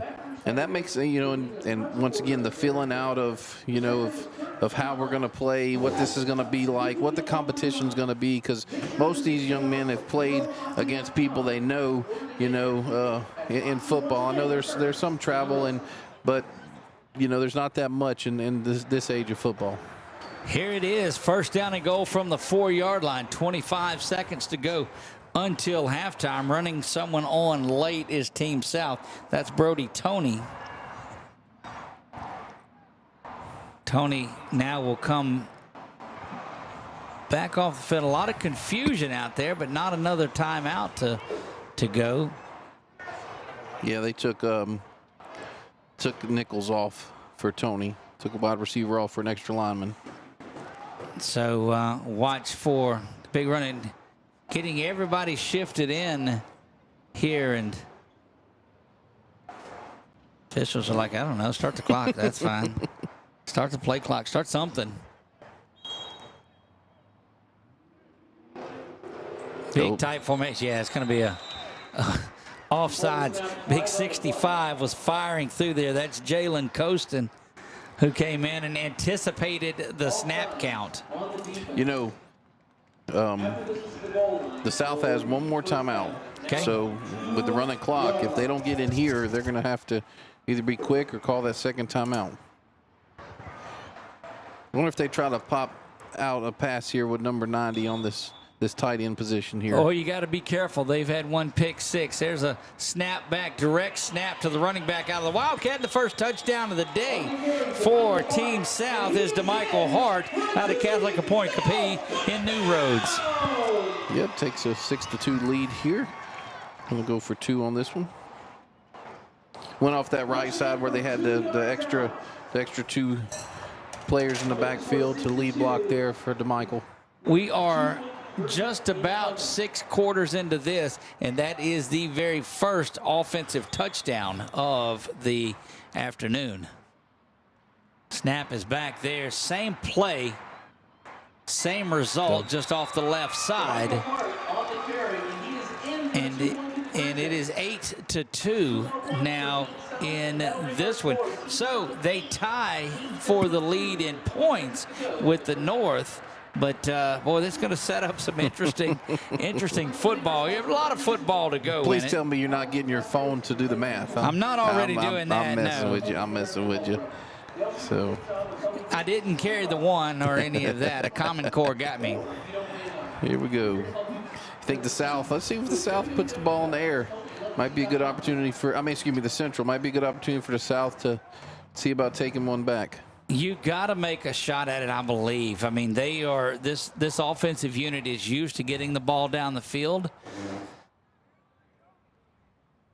Got Simpson back in there at running back. That is Tyler Simpson. And Nate Matchett at quarterback. Receivers look like they're Gators as well, looking at those helmets that are on there. Matchett claps, grabs the ball, throws that little slant inside, trying to make a move, but unable to get it. That's good tackling. Pass was complete to 27, Tylen Bailey, out of Delta Charter. Yeah, nice little Slant route there for gain of 6 yards. 4 and 3 and 2. Don't know if they'll be able to get this one off. Horn sounds after the snap, and boy, match it. I think everybody was standing around except for number 90, Jackson Taylor, who comes in there and ends that one. It's halftime, folks. We'll be back. The audio will go off. We'll come back on when the third quarter resumes. We'll be back. Team South leads 8-2.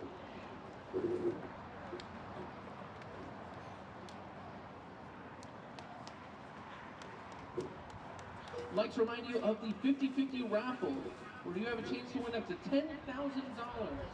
If you'd like the chance to win the raffle, go scan the QR code at the concession stand. The winner will be drawn at 9:30 p.m. tonight. The winner does not need to be present. I'd like to thank our sponsors. Go through all the sponsors here at halftime, starting with Louisiana Prospects Flag Football Association. LA Prospects began with our first annual Winter Flag Football League within the Ascension Parish community on January of 2021. LA Prospects is proud to provide a co-ed league for kids ages 4 to 14, where they will be taught the basic fundamentals of football. We will provide a family, fun, competitive, and high-energy atmosphere. Kids will learn offensive and defensive skills and techniques, as well as the values of perseverance, sportsmanship, and hard work. Make sure to contact Tony Johnson to get your kid registered at laprospectsllc.com. Next up, we'd like to thank sponsor Randall Passing Academy. Randall Passing Foundation is a community-driven organization dedicated to providing students and young adults in Baton Rouge, Louisiana, and surrounding areas with opportunities to excel both on and off the field. With a wide range of services, including football training events, fundraising events, academic programs, and mentorships, we strive to make a positive impact on the lives of those we serve. Our foundation was built by teachers who saw a need for quality role models and a safe space for students and athletes to grow and succeed. Contact us today at 225-266-9390. I'll say that again. 225-266-9390 to learn more about how we can help you or someone you know achieve their goals.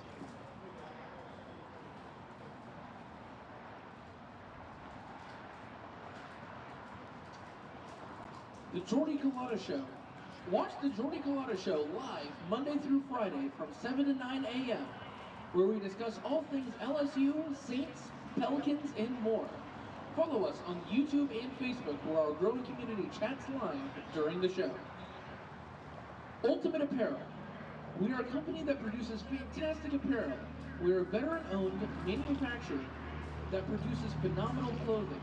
We offer fully supplemented, personalized uniforms with no limits for all.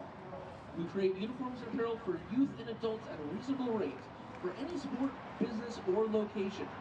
We also offer special services, such as embroidery, sublimation, screen printing, direct-to-garment, and in-house design upon request. Bottom line is, if it's sports apparel or something you and your team are passionate about wearing, we can make it happen. You wear it and you excel in comfort.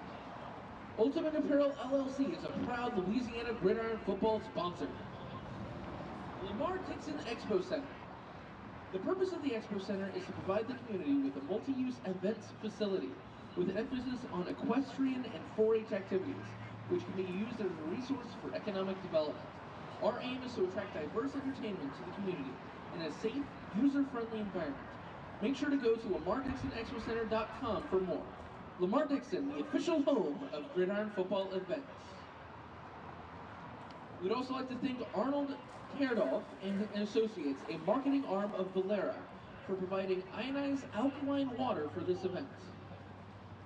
It's hard to believe this is the 7th year of the Gridiron Football All-American Game. It's amazing how many players have been discovered and received scholarships to do this event. This can be your athletes here to be noticed. So, we'd like to ask you a question. True or false? All water is the same. If your answer was false, you are correct. What the kids are calling magic water on the sidelines is the same type of water that every professional baseball team's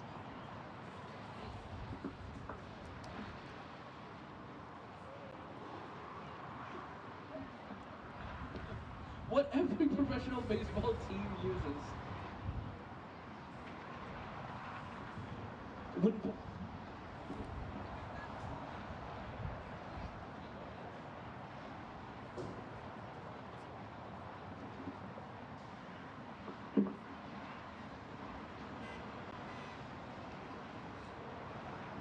Again, we'd like to thank Arnold Karadolf. We'd like to thank Arnold Karadolf for helping support us.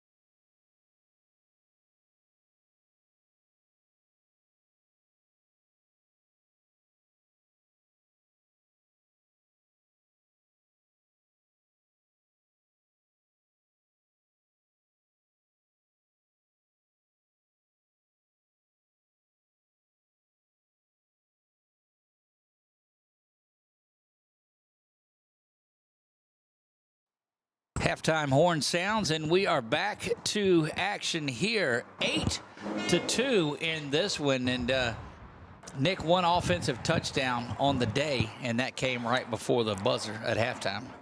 Yeah, good work there by the South team to get the touchdown 2-point conversion to go up 8-2, and really, I think the big pass play from Collada to Michael Jackson, the junior, that big play up the seam, kind of opened up the Central defense a little bit, you know, and they started not being as aggressive, in my opinion, but see what kind of adjustments they can make at halftime to really work their magic like they did the first quarter of this game. And the South will get the ball to start this as Central had it. And remember, they went 6.5 minutes and came up empty in that first. It led to the safety. But, I mean, it's been the defense of this South team that has been the story today. Yeah, I really would have been shocked. I mean, I'm really kind of shocked the way the game started compared to the way the half ended, but good work by the South to make those adjustments. New quarterback in. No, that is Collada that's in there, isn't it? Or is Collada? Yeah. Oh, well, no, Collada's at running back. You're correct. Yeah, that's. I have to see the number on that young man. Different helmet. That's Spunk. Okay. Sprunk. Sprunk. Excuse me. Snap is back. Handoff goes to Collada. And, boy, he had a lot of success running out of the quarterback position. But those two big guys from the interior line of the Central really got to him. Yeah, 53 there is Hunter. Sorry, 63 is Hunter Poole, and then 40 is Carter Davis. Good work there by those two young men. Loss of 5, and again, it's a running clock here in the second half. We play 8-2 in this one. 8-2. South is leading here. Snap is back, looking to pass again. That one, nearly caught. Thought he had it in his hands. It spun him around just a little bit. Did it to Rutledge, but unable to hang on to it. Yeah. And to be honest with you, you kind of either had to put it right on Rutledge, or you had to back shoulder it because he had two defenders in front of him, but just couldn't make that adjustment. They're down in 15. It's a good response by that Central team that gave up that long drive, but it was more passing in that first half, kind of out of necessity in a 2-minute type offense. H-back swaps over. He's on the right side. Again, it's Sprunk and Collada in the backfield for the South. Back to pass, being pressured from the backside. That ball up in the air. Tipped, nearly intercepted. Yeah, that was intended for Clarence Walls, the third. Dylan Boss thought he had a shot at it, but unable to get there. No, correction, that was 23, isn't it?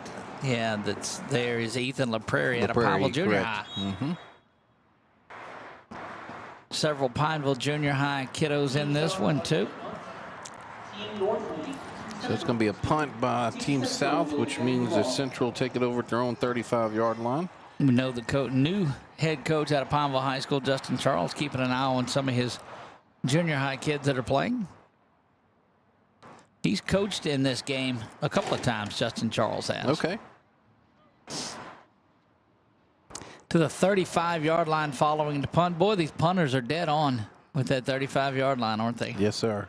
Very accurate. Again, no kicking game in this one. Saves time because the clock is running, saves injuries, and it's just something else that you're not really going to work on.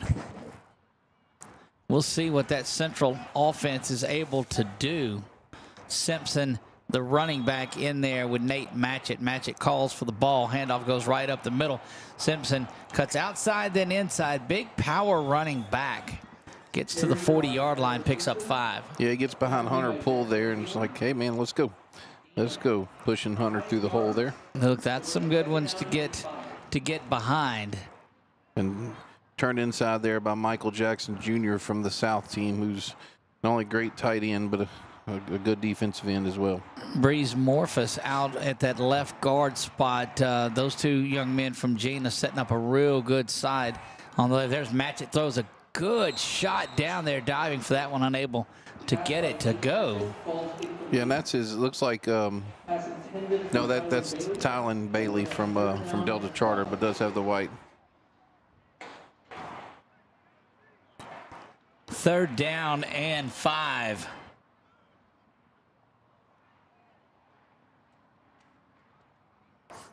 .504 left in this third quarter. Handoff goes right up the middle, banging around. And look, I'm telling you, that interior line of the South, Nick, is just is standing tall. Yeah, Jackson Taylor there, number 90, and coming off that injury from the first game, and man, he definitely hit him in the hole there. So, you know, this is something to question, because we've had 4th and 1, Doug. When I'm looking to find where Brantley Fasundis is right now. That's who you're looking for. No, actually, they're bringing in Mayu, but look, if he's not on the field here, yeah, he's on that left side. Yeah, he's on the left side. If I'm Central, I'm running this way. Not going up the middle. There's a swing pass out of the backfield, and that's Simpson being Simpson. He gets the first down. We saw that on the screen earlier, but that is Tyler Simpson. Catches that one and bobbles it around, but takes off. Yeah, that looked like he was switching hands with the ball and stiff arming with the other one, but a big 4th down conversion there for Team Central. So First down and 10 from midfield. A lot of coaches around the way checking in with us. Good to see them watching some football on a Monday afternoon. Guess it's Monday. Get lost. 3:37 to go here in the third. Central trying to get back on top. Why not give it off the right side to Simpson? Banging around. Yeah, good 6-yard run there on first down. Makes it. Now you can do whatever you want on second down once you get 6 on the first down. Look, I'm telling you, this South team, save for that pick 6 that they gave up, have been dominant today. Second down and 4 following the 6-yard gain. Got a new running back in there. That is a young man. Norman. Yeah, that's Norman. And that one's going down the field. Beautiful pass, but being pushed out of bounds there. He was looking for number 27, is Tylen Bailey. We spot the number there on coverage for. Hard to see because he's turned that way, Doug.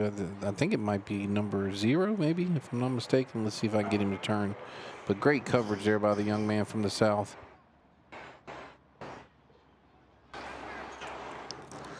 Snap is back, handoff goes up the middle, banging around, missed tackle. Boy, had him stopped, it would have been the line of scrimmage, but able to pick up the first down. Yeah, just 2 big bruising backs for the Central team. Lost his shoe. Yeah, so he's got to come out. Norman back in. So no, that was Norman who lost his shoe, Doug. Yeah, so you bring Simpson back in. First down and 10 now from just inside the 40. Handoff goes to Simpson. Cuts back to the inside. Tackled the man without the ball there. And that gave Simpson a couple of yard gain. Almost like to get the sound. I mean, there's a lot of room to this near side, a lot of open field. If you can get something headed out this direction. But the South has been on top of every play. Yeah, you have Minor and you have Harris on this side, Doug. So man-to-man all across the board. Second down and 9. Matchett spins the ball, looking to pass, looking to hit the slant. In and out of the hands of Jaden Minor. Yeah, Clarence Wall's third on coverage there.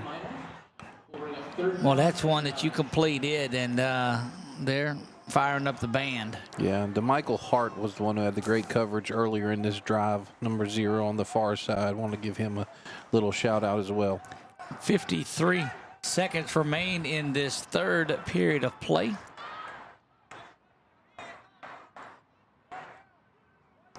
Third down and 9. Back to pass as Matchett steps up into the pocket and overthrows there. And I think that route was cut off a little bit by Minor. Yeah, it looks like Matchett's trying to throw the out and up. He's trying to throw it to the pylon here and run the receiver. He ran the post. So a little miscommunication there on the 4th and 9, 4th and 8.5 here, Doug. And following that big run, it's been again this South team that has stood tall. 8-2. You see the score down there. It is correct. They'll pause momentarily and get this fourth quarter going. They'll take a little bit of a pause in there. Nick, though, what's the South have to do to keep this defense going? What's the Central team have to get back in this? I'm thinking that, the only thing that passing right now that Central's been effective on is a little swing pass or the little bubble screen. So, that's what I would be watching out for right now if I was a South team.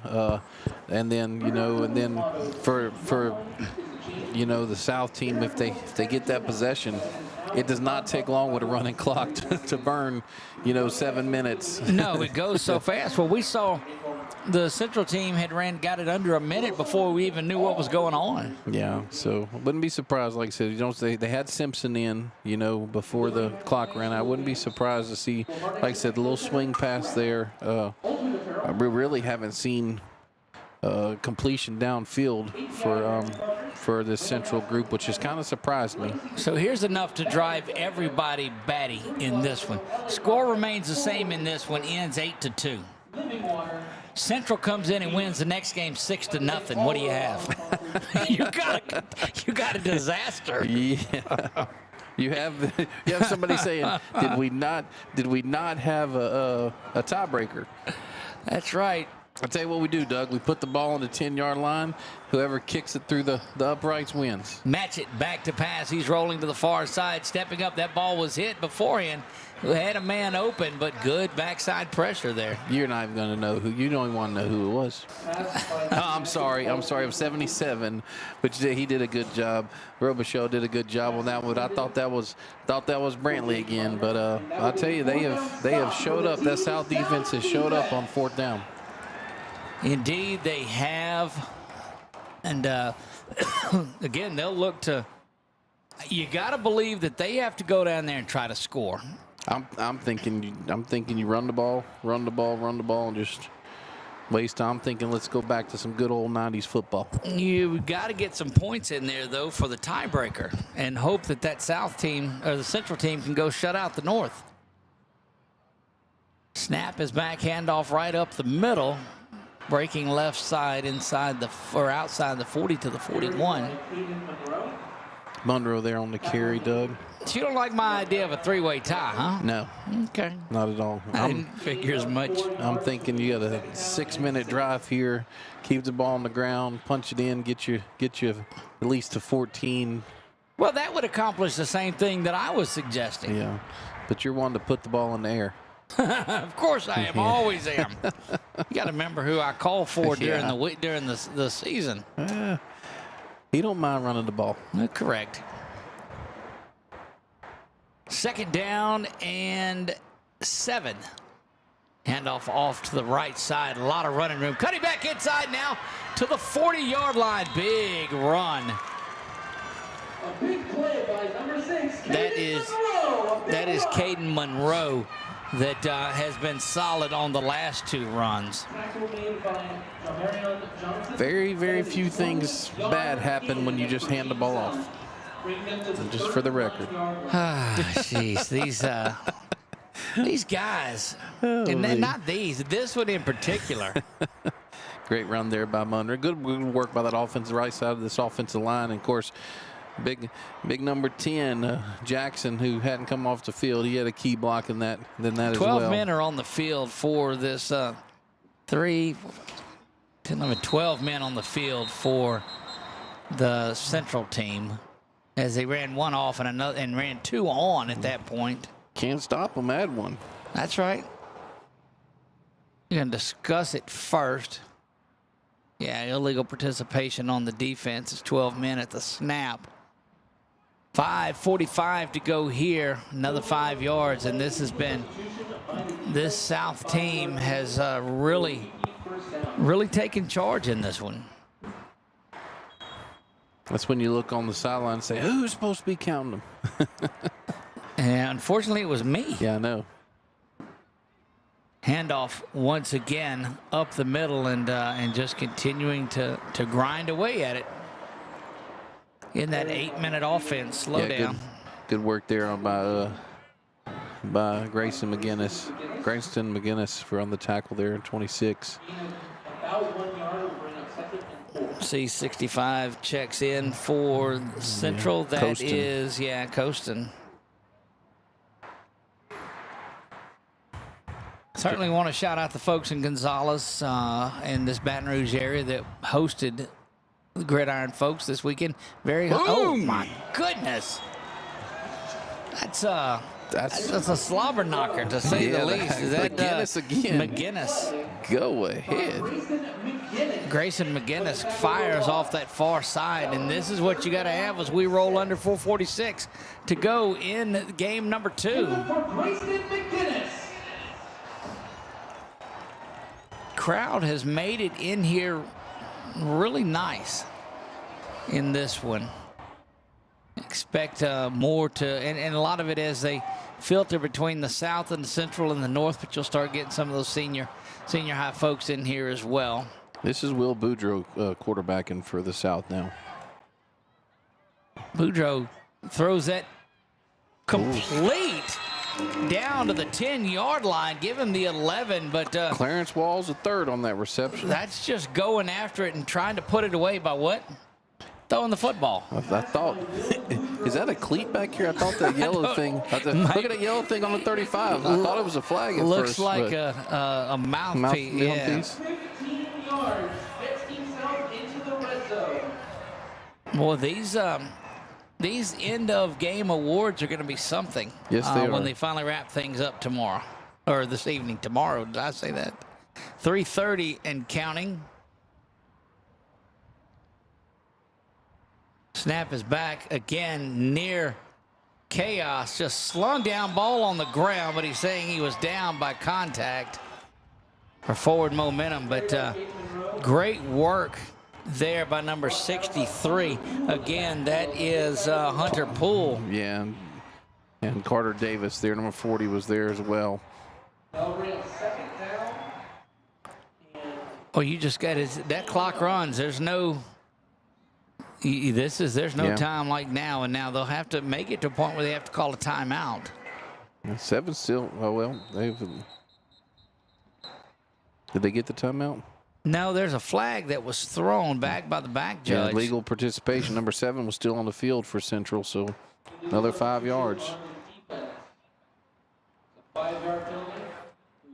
And you just wonder if, I'm going to give a little leeway in something like this, is they're almost off the field. That's a tough one to call. I can see if there's 12 of them all out there together, but 2:19. Ball is snapped on the ground, and it's going to be fallen on back at the 23-yard line. Yeah, smart move there by Jones, Caden Jones from St. George to just recover it.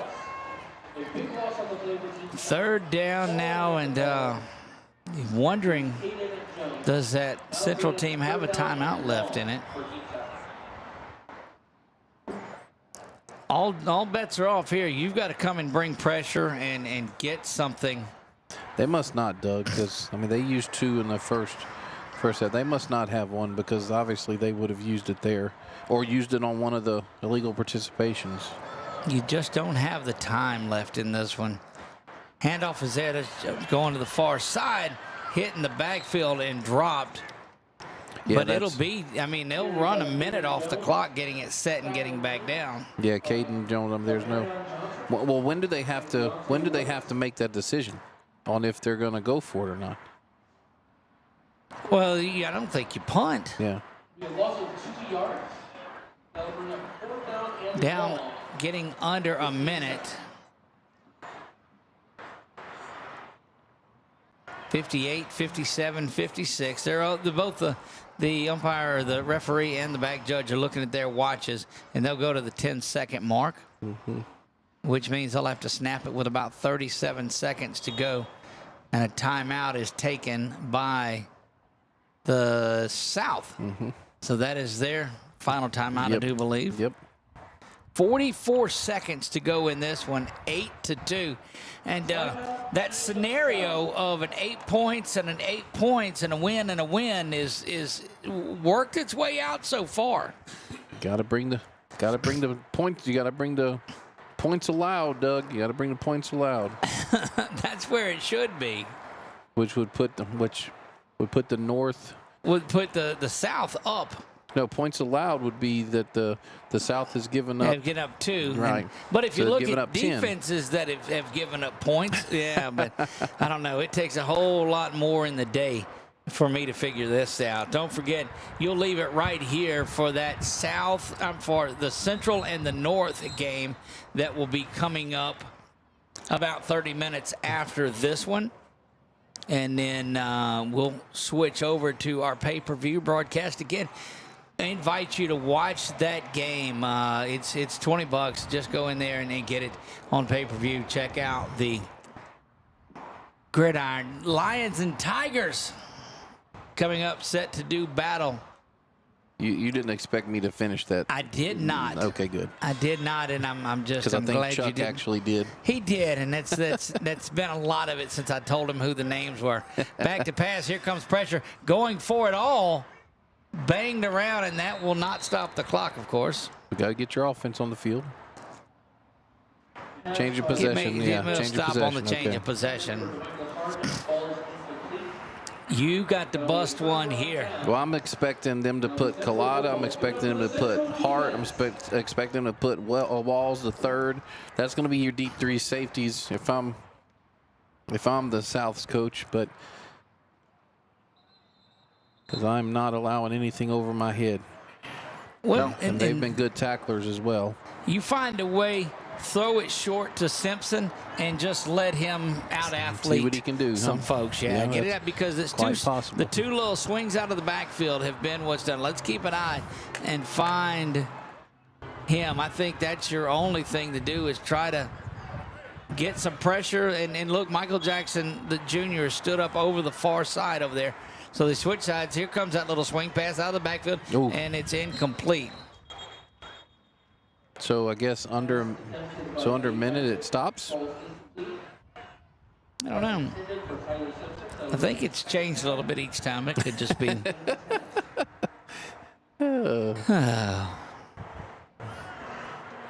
Still a beautiful sky out there in Baton Rouge.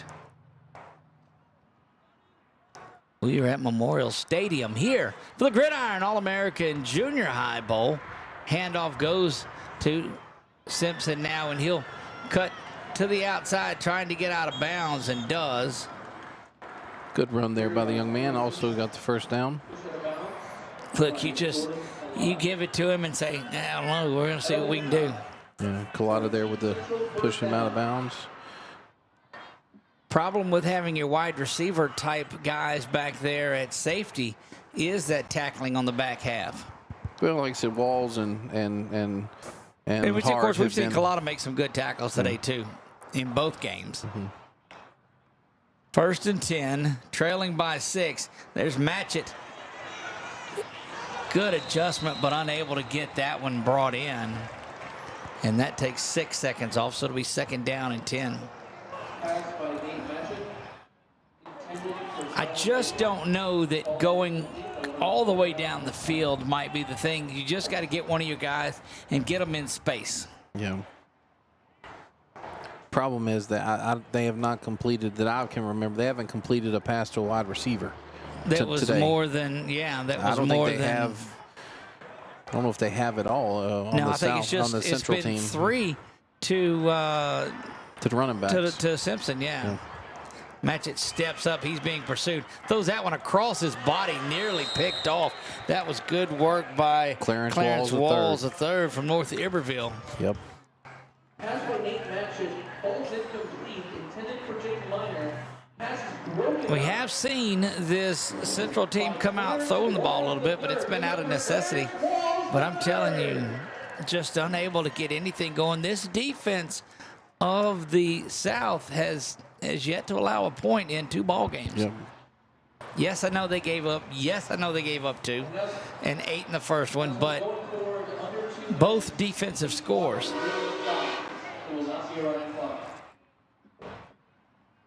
Miss the air horns and the bells. That's what we need. A lot quieter than the last one we ran. Yeah. The slant that's picked on the outside. Good call. It'll be a first down. And what may be the final play of the game here, 10 and 9. Clock back to running now that the ball's set. He was moving. Motion was they're not going to call that one. Matchett spinning around. Horn goes off. Got to throw this one. This is going to be some immaculate reception stuff, and it falls incomplete. Final score in this one. South evens things up here with a victory apiece for them in the North. They beat the Central 8-2. And when you're talking about points scored, you get a 6-0 game coming up with the Central, and it's going to make things interesting.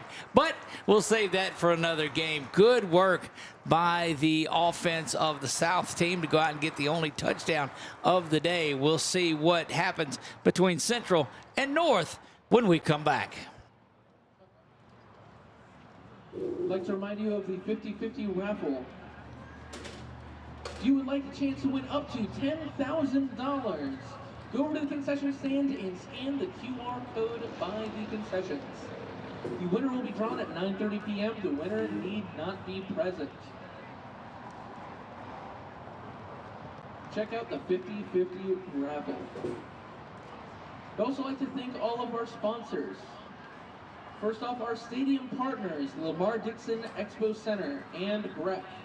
And for all of our sponsors, Ultimate Apparel, API, American Partners Incorporated, the Randall Passing Academy, Legacy Consulting Group, Baton Rouge Zydeco, the Jordy Collada Show, LA Prospects, 446 Sports, Living Water, and Beamer.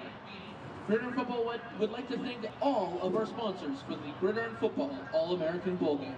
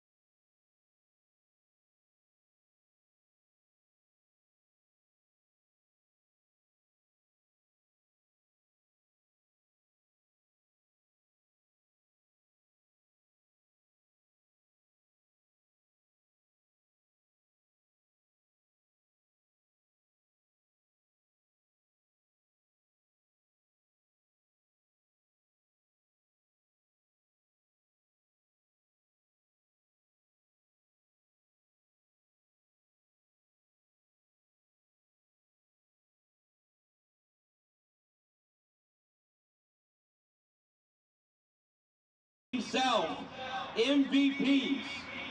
And first of all, before we can go over the MVPs, let's give a round of applause one more time for Team South. Great job, everybody. All right, your offensive MVP for Team South. Number 7, Jordan Cola from Our Lady of Mercy in Baton Rouge, Louisiana.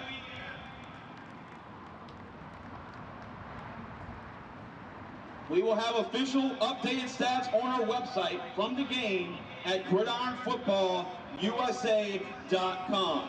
So in a 2 or 3 day period, we'll have all the updated stats on gridironfootballusa.com. Once again, congratulations to number 7, Jordan Colada.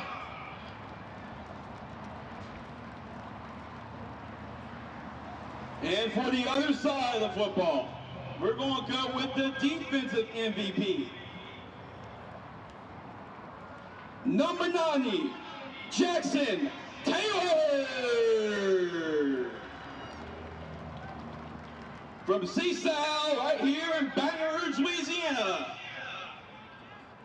Let's give a round of applause to our MVPs, Jordan Colada and number 90, Jackson Taylor.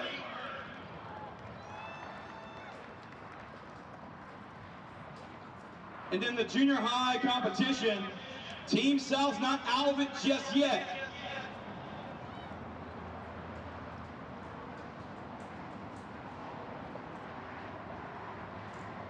We'll get kickoff started, and our final game, Alex Allison will have to call in the finale of the junior high series between Team North and Team Central in 11 minutes.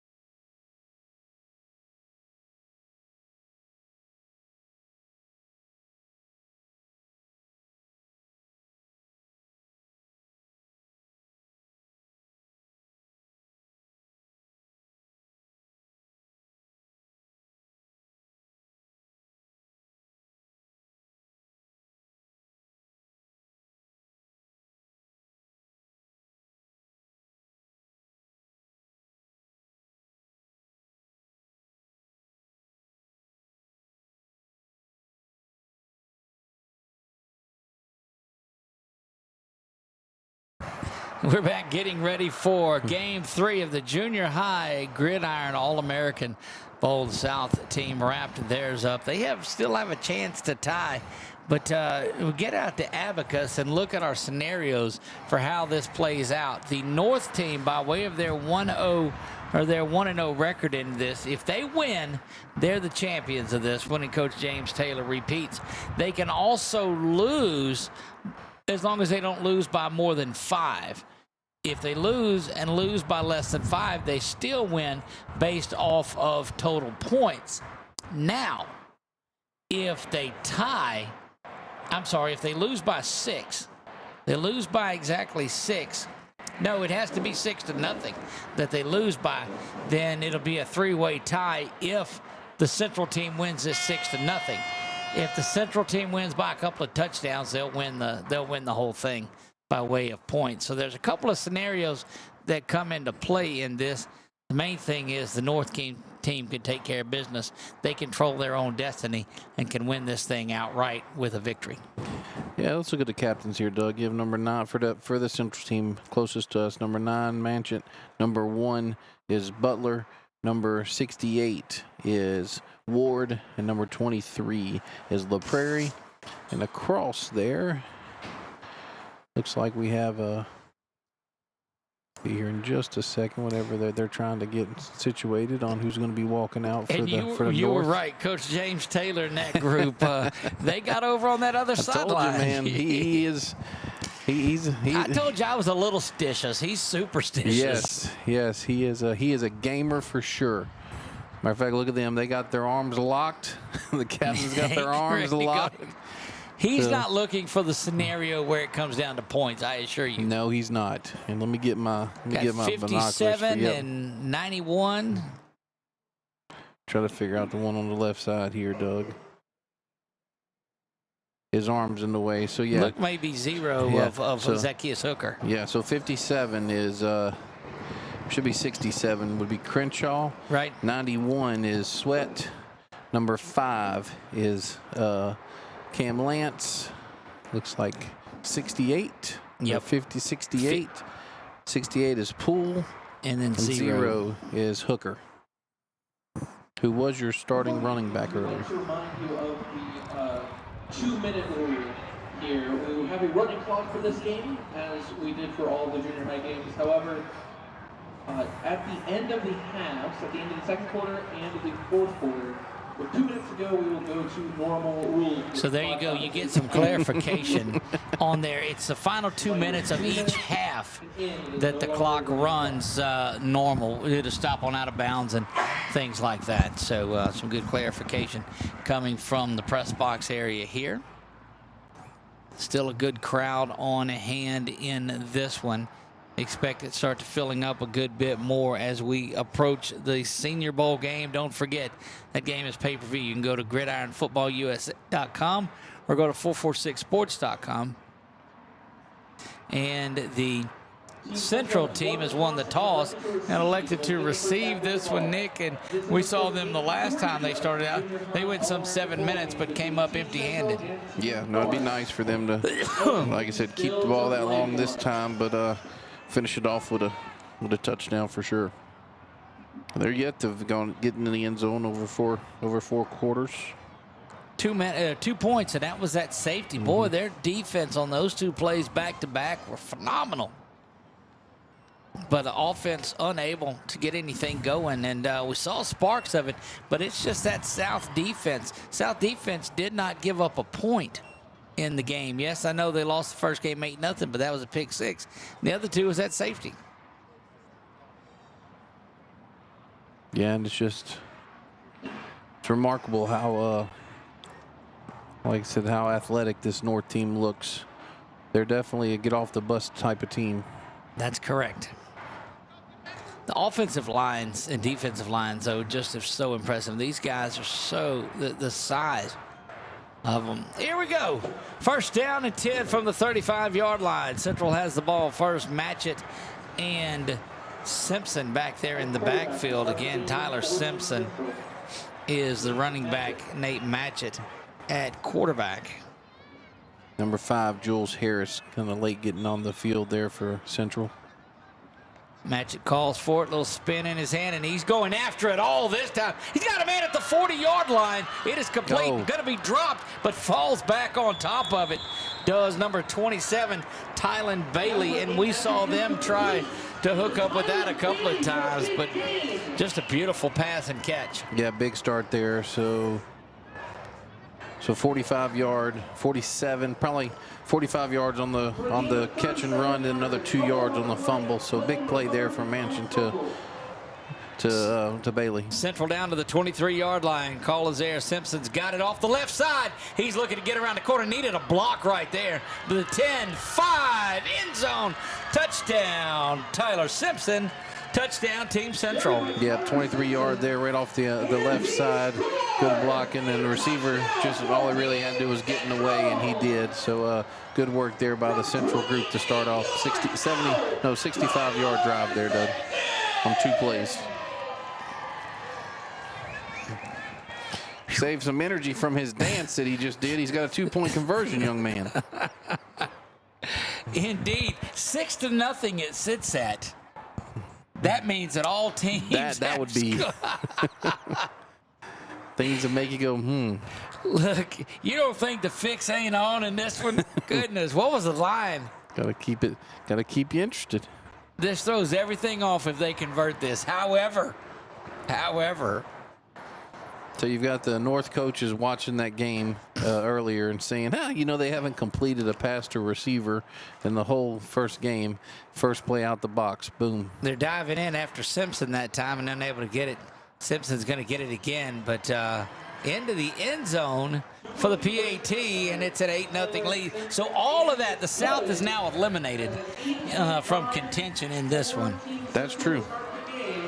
So now winner it's of this up game. to the winner of this game that does it.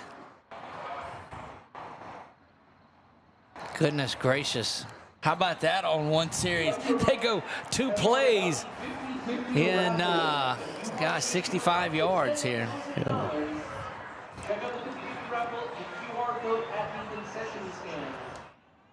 Yeah, 65 yards. Yep. That drive was a minute, a little over. Well, they scored with 40-something. The rest of this time is ran off while they're adjusting and getting folks out onto the field. Now, what can that Central defense do?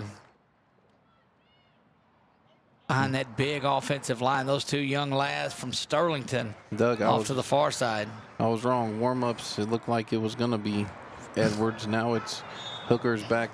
Hooker and Manning are back in there. Manning, boy, you look at all the burgundy helmets that are there from Crowville. There in Winsboro. Set to go to work here. First down and 10. Play action now. Trying to go the other way with it. Ooh. And goodness, that pass intended for number 21, Aiden Harrison out of Delhi Middle. Unable to pull that one in, but just overshot him a bit. Yeah, a little more accurate. He might still be running right now, but very fortunate for the Central team. Cornerback on this side. unless he had the flat, he sure did get beat looking in the backfield. What happened to just the pounding it and the slow pace and all of that? We're fighting for a championship here now. Manning calls for the ball. Hooker gets it in the backfield, and so is the defense for Central. Yeah, that's big. Does Jaden Coaston, go figure. He had a big game in the first game as well. To start off, that's where the Central team needs to keep this up. Well, this is like a tale of two different teams from the Central team and the way that the North was playing. Yeah. And once again, it makes you wonder if the North sitting there watching the Central team get beat by a team they just beat. Where does the mental game come in? Man, you overthink things a lot. Goodness gracious. And there, now, on the side of that, I was seeing the Central team just laying down in the end zone, not getting loose, and they were going through the motions. 3rd down and 20. Man, you overthink things. Make it 18. Yes, I do. Snap is back to Manning. He steps up in the pocket now off the right side. He's 10, 15, 20. good gain all the way out to the 43-yard line over into plus territory. Yeah, Costin was up. I mean, Costin has that. He has a snap count. I mean, he's getting in there every time, and he just forced Manning out, and Manning just had the open space and took advantage of that of his athleticism. And that's that we thought we would see out of Manning, and saw it there. First down and 10 from the 43-yard line. Now you have Edwards in for quarterback, Doug. Fred Edwards sees that snap roll to the ground. Ball's on the floor. Scoop. Oh, here we go. Big man is rumbling and bumbling to the 30 now, 25-0. Baby, what a run. Goodness Justin, gracious. no, it's the North, excuse me. 673, Paul Bell with the fumble recovery. And now guess what your reward is, my big fella? You got to play offensive line. Goodness gracious. Wow, what a big time. I mean, soft hands just to scoop that one up and go. Very athletic. Maybe he has to take a I was going to say maybe he had to take a play off because of the helmet coming off, but his coach was pointing at him, get in there on offensive line. Yeah, get your helmet in there and get ready to go. Here comes 75 makes his way in there for Team Central. That is Jay Carter Barron out of Delta Charter. Just before that play, Matthew Bell gave us a shout-out on the YouTube saying, go Paul Bell Jr., and then that play happens. Well, he ringing it up that time. First down and 10 from the 21-yard line. Plus territory possession. Handoff is up the middle. Simpson stacked up on the interior line and look for Bell to get back in there pretty quick. That's start event 77 from Sterlington. First man to grab him there, but good work there by that. I'm sitting there saying young man. I mean, this he's a very young man, but bigger than me. Incredible the size of some of these dudes that have been out here this week. And we still have the Senior Bowl to go, too. Snap is back, coming to the near side.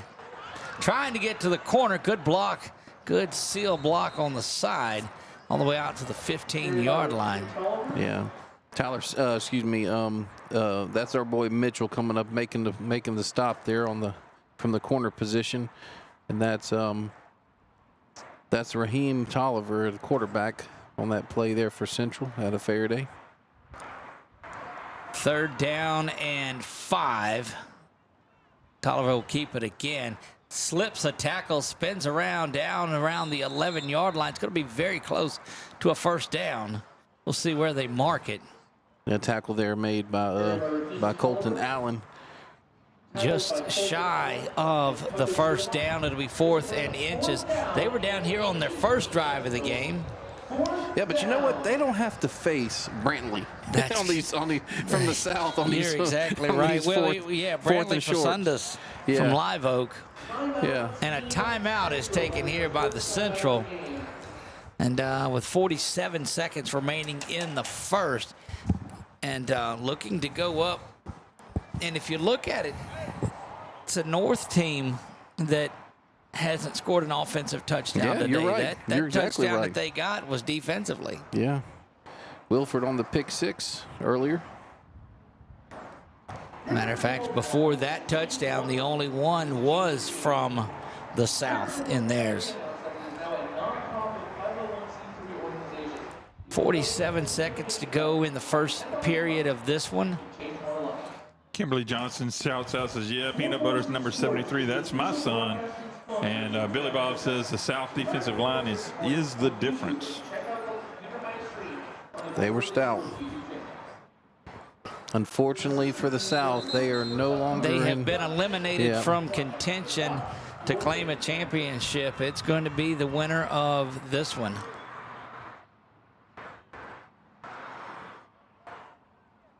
Because, well, now they've got 10 points on the but they just got to win it.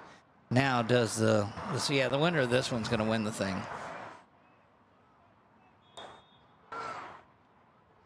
Central going to have too many men in the backfield if Coach Lucas don't get off the field.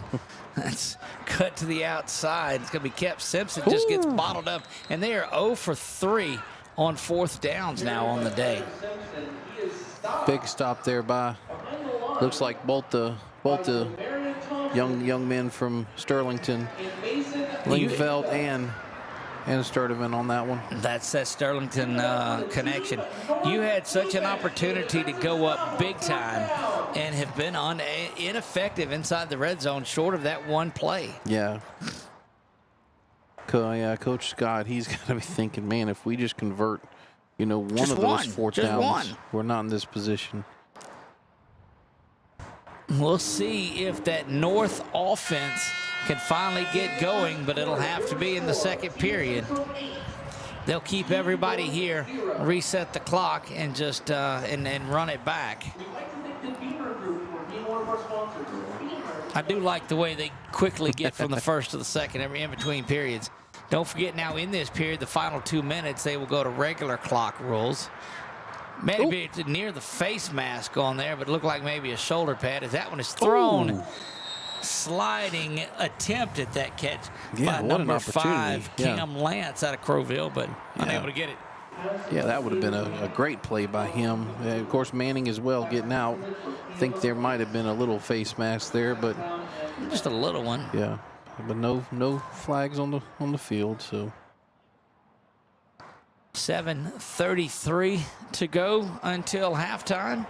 8-0 in this one. The Central team leads it, but they led through the bulk of that first game, albeit just 2-0. Yeah, Doug, and the reason why the South team is eliminated is because Central team now has 10 points. That's right. Yep, that's why I said they had to be there. Yeah. That's a good little screen that's there. Backside and not giving up on that and racing down the sideline. He's going to be off to the races. 50 now, 40, 30. And that is tremendous work. Touchdown. That's our guy that came. Number 4. Yeah, that's Mitchell. We wrote that down. Javion Mitchell. Yeah, Javion Mitchell. 86-yard touchdown reception there on the little screen. Played a little. But he breaks the tackles down here is what we did it. Chuck, do we have that one to look at again? We don't have that one to look at again. Yep, nice work there by that young man. He's definitely, well, shoot. We'll just make him the offense MVP because Wilford will be the defense MVP. Right. But 86-yard touchdown reception there from Manning to Mitchell. Has this 8-6 as they get out and attempt the 2-point conversion. Safety from Central went and made a big hit. Didn't wrap up. And that's the difference. Snap is back there, banged around. They ran into each other, and that just throws the timing completely off.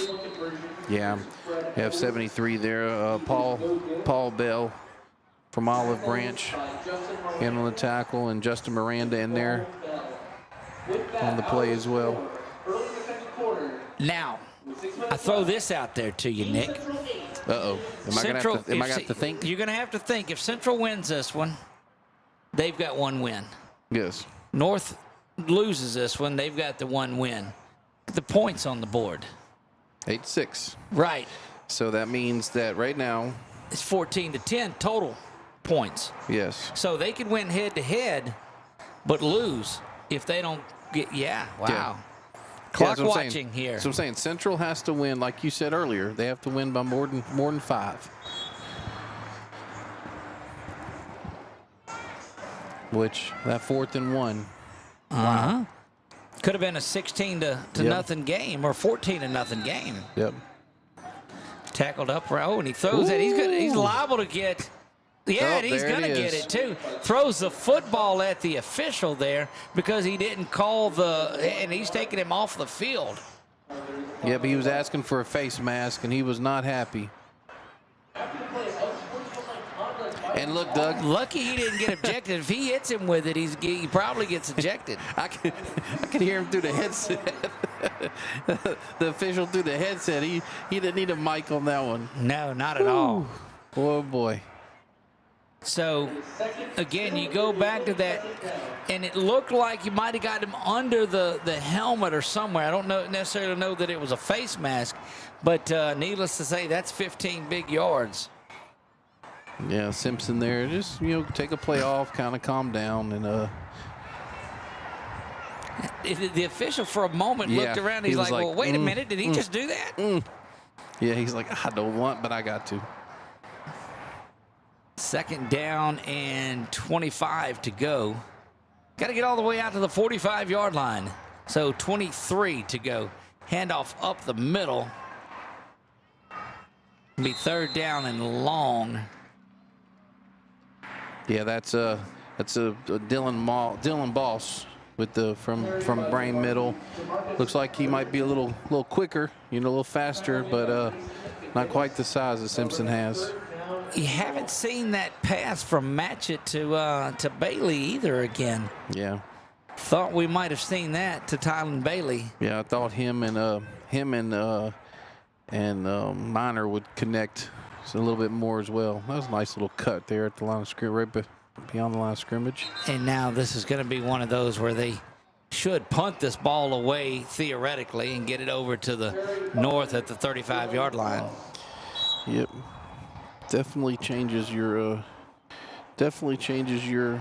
stop the clock, huh? Yeah. Definitely changes your No, it'll roll till 2 minutes. Even on the change of possession. So that really change of possession does. So it'll stop it at 4:36 until they get going. Once they decided, they were punting, then that stopped it. Mm-hmm. So North has gotten all the momentum now since that 4th and 1, that 4th and 4 that they stopped them with 1 yard to spare. So, and that was 45-second play drive for Central on that, and it just seems like it's fallen off since then. YouTube chat, you got Q-Rod3W says, let's go Jackson Williams. Anthony Johnson, Paul Bell, Uncle Anthony Sia, and Maddie Rhymes says, go Javion. There you go. Get your shout outs in there. Just leave us a comment on the YouTube side of things. While you're there, hit that like button and subscribe to the channel. It doesn't cost you anything to do that. Manning back in at quarterback. He's got Hooker back there with him. Zykeas Hooker, both out of Crowville. A number of kids out of the Winsboro area are in today's contest. Snap is back. Play action. Got to step up. Going to be dropped in the backfield. May get back. They'll give him the line of scrimmage, so it won't be a sack. Yeah, McGinnis there again. He's very good. He pushes that that offensive lineman around with his hands, and then as soon as that quarterback moves, he breaks free and does a really good job with that. Eyes in the backfield. Coach JT is going to know how to wind this clock. He's going to know all the ins and outs of this gridiron football. He manages the game very well. Clock management. Not always been a great thing here in Baton Rouge. 2nd down. Did he say that? 2nd down and 10.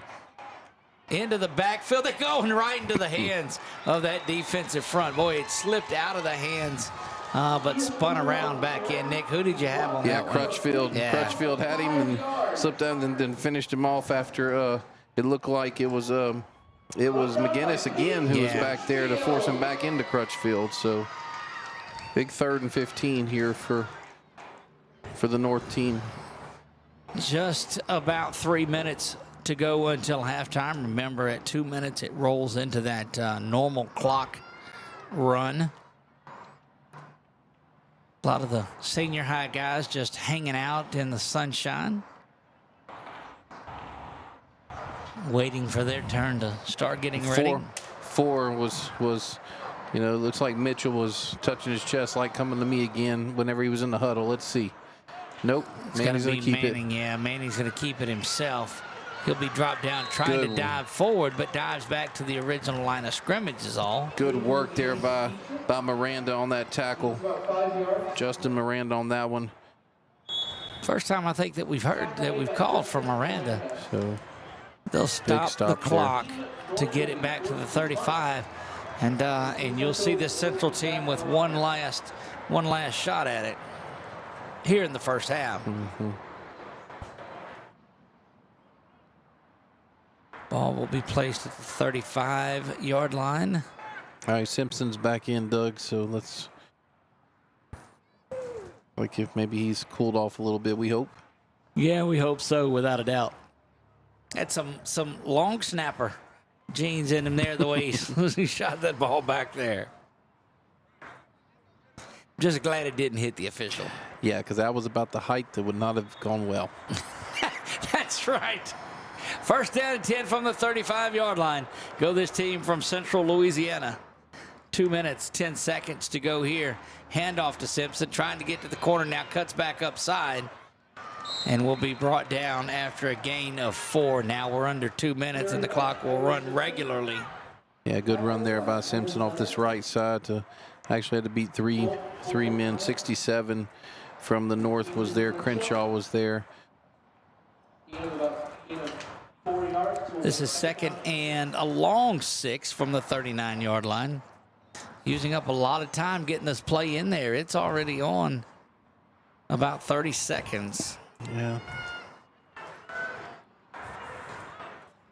Matchett calls for the ball and quickly dumps this one over to Simpson to the near side. There's a face mask, and he'll get this one called. Did you see his hand? He was pointing the whole time that his head's getting twisted around. He's pointing at his face mask. It's like if y'all had seen the first one, I wouldn't have got that penalty. It's much easier to point at the face mask than it is to throw the football. Yes, it is.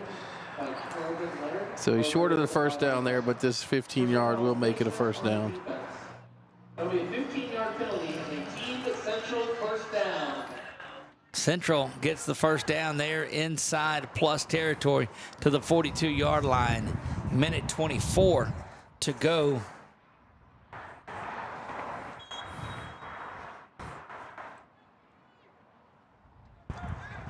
Until halftime. Working our way through these junior high Gridiron games. Matchett just looked like that one might have slipped. I think 67 from the north, got in the throwing lane. Got in the throw and he stopped and made himself bigger, and it was like, oh, I'm not going to put it in his face mask. So that, to me, that's what it looked like from here. Loretta Curry from the shoutouts on YouTube says Caden Manning #1 and Hooker are from East Ouachita. Well, they've got Crowville on here, but there you go. We'll make that adjustment. So Hooker and Manning are from East Ouachita. Hey, that's the 3 young men that are 2 of the 3 young men that we interviewed. So on the roster, and it was announced that way here too. So yes, bear with us. But those young men from East Ouachita will be making their way to Ouachita Parish to play in that one, District 2-5A action. Right. Handoff, Simpson trying to get to the corner, steps out of bounds and make it the dreadful 4th and 2. It looks like. That's right. For this Central, Coach Scott's got to be thinking, oh man, let's just make one first down, he says. So yes, and we appreciate that heads up too. Yes, and we were given these rosters this morning. So didn't have a lot of time to check our dot our I's and cross our T's on them, so we appreciate that information. 4th down now, and to the 5th 4th down attempt. They're 0 for 4 early on. This one he's got that they'll one. make. Gets it by a good ways. Yeah, big cut right there at the line of scrimmage by Dalen Boss on that one. And 37 and 36. Clock continues to roll. And the person who told us they're from Ouachita, I'll say this after this play. Snap is back. Stepping up into the pocket. Matchett. It's got some time now. He bought that time. Stepping in the pocket. It is completed into the end zone. It goes. Told you Matchett to Minor I was surprised that hadn't happened yet, but they do, and that is Jay Minor. 31-yard touchdown there. But to finish what I was saying, when these young men go to Ouachita, you will be able to watch them play against Alexander Senior High on 446 Sports once a year when they're at Ouachita Parish High School. That's right. So we look forward to seeing those young men again. Yep. And good broadcast crew that they have at Ouachita Parish as well. Yeah, they do. Little Mike Downhour and that one with TLA Productions. So Now, I don't want to be calling their names against our team too much, but hey, they're great young players now. It'll be a little jet sweep inside there. Into the end zone, the two-point conversion is good, 16-6. So, starting quarterback to backup quarterback, for him, Tolliver with the touchdown there. So, good work there by those two young men. 20 seconds remain in the half. Well, 4th and 1 for Central, Doug, earlier. That made Yeah, what absolutely. a difference that made. Yeah, without a doubt. Another fan shout out off of YouTube says from Katie, says, go Dylan with big heart. Says, we love you, Katie and Grandma. There you go. Not seeing anything from Mrs. 446 Sports on there. Come home soon or good luck or none of that, is she? Well, I was wondering earlier, you said something about dotting your I's and crossing your T's, but I knew Mrs. 446 Sports, if she'd have been here, she would have dotted your I's a few times already. Yes, and that's why she stays back home. Oh, she's been painting. First down and 10. Yeah, she's been busy back there. Never know what I'll come back into if I've been gone 4 days. 20 seconds remain in this half. First down and 10.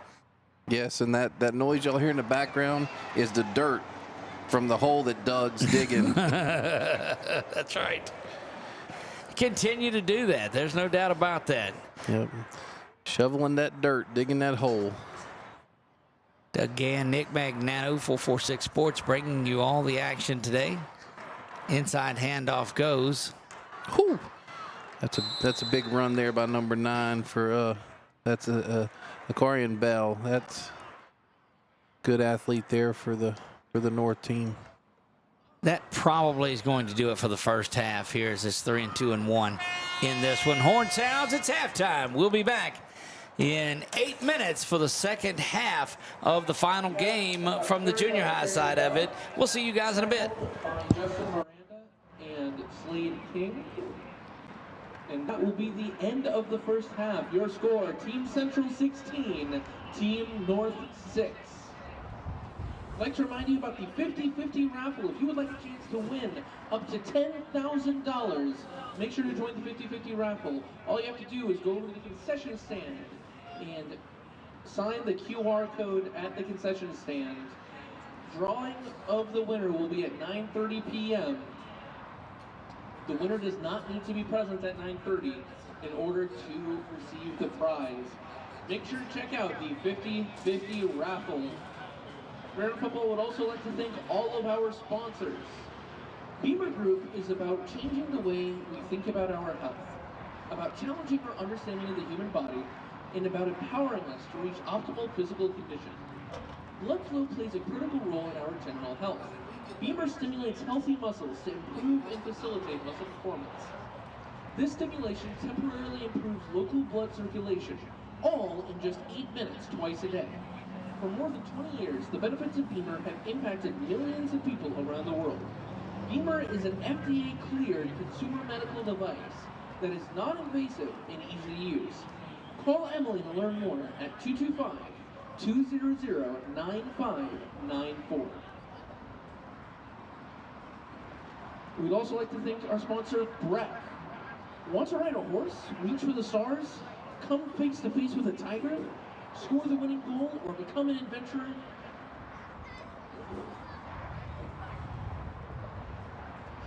Breck is where you go to experience the beauty of nature.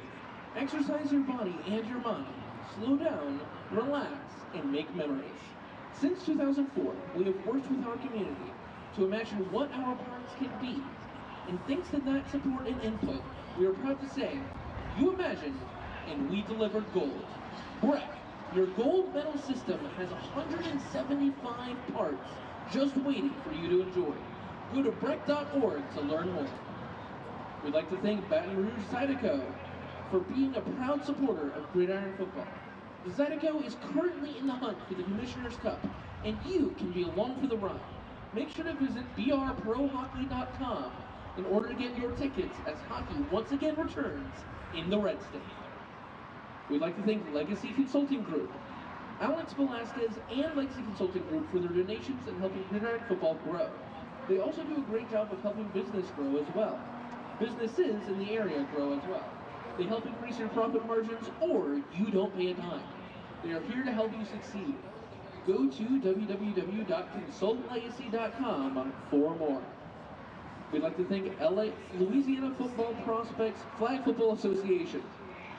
LA Prospects began with our first annual Winter Flag Football League within the Ascension Parish community in January of 2021. LA Prospects is proud to provide a co-ed league for kids ages 4 to 14, where they will be taught the basic fundamentals of football.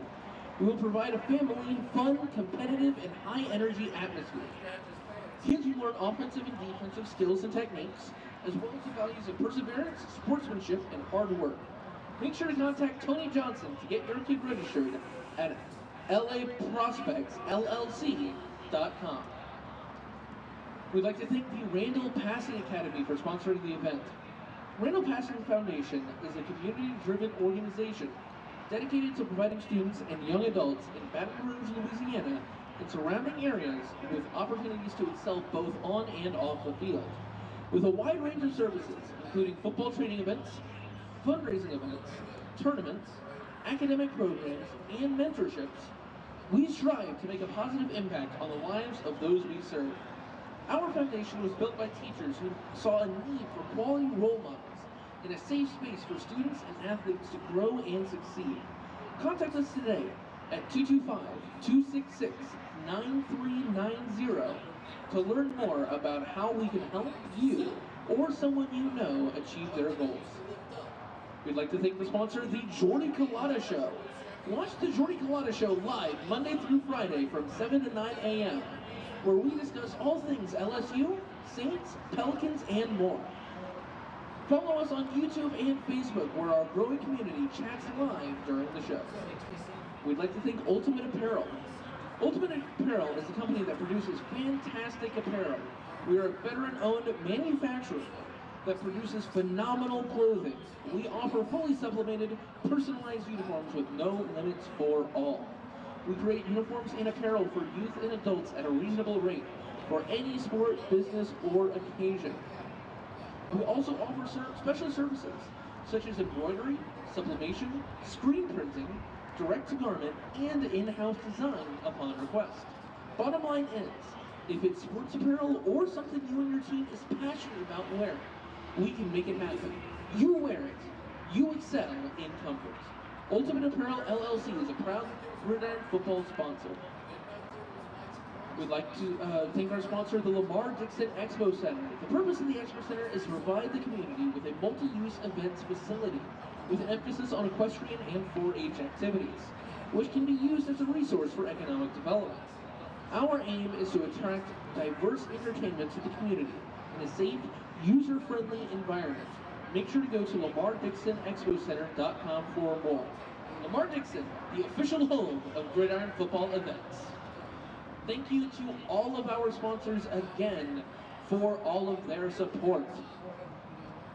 I'd also like to remind you again of the 50-50 raffle. If you would like to win, to get a chance to win up to $10,000, make sure to check out the 50-50 raffle. All you have to do is go over to the concession stand and sign the QR code right over there. The drawing will be at 9:30 p.m. tonight, and the winner does not need to be here in order to win. Go over to the QR code by the concession stand and check out our 50-50 raffle.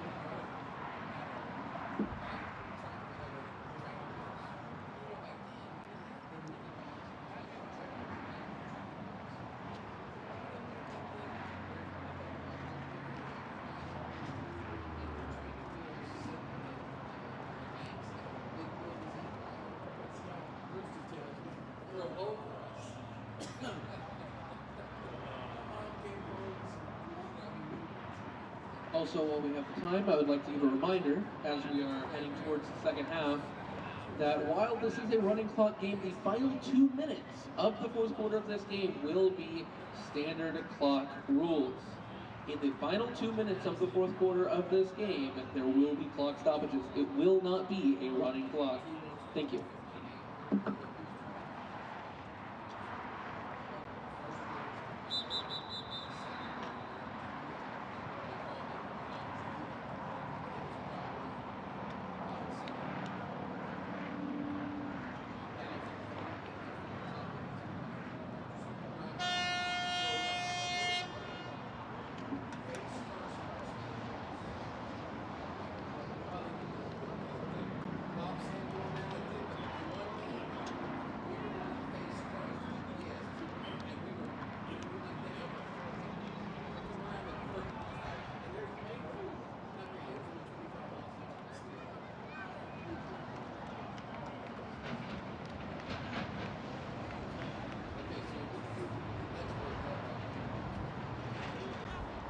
Team North is starting with the football to begin the second half.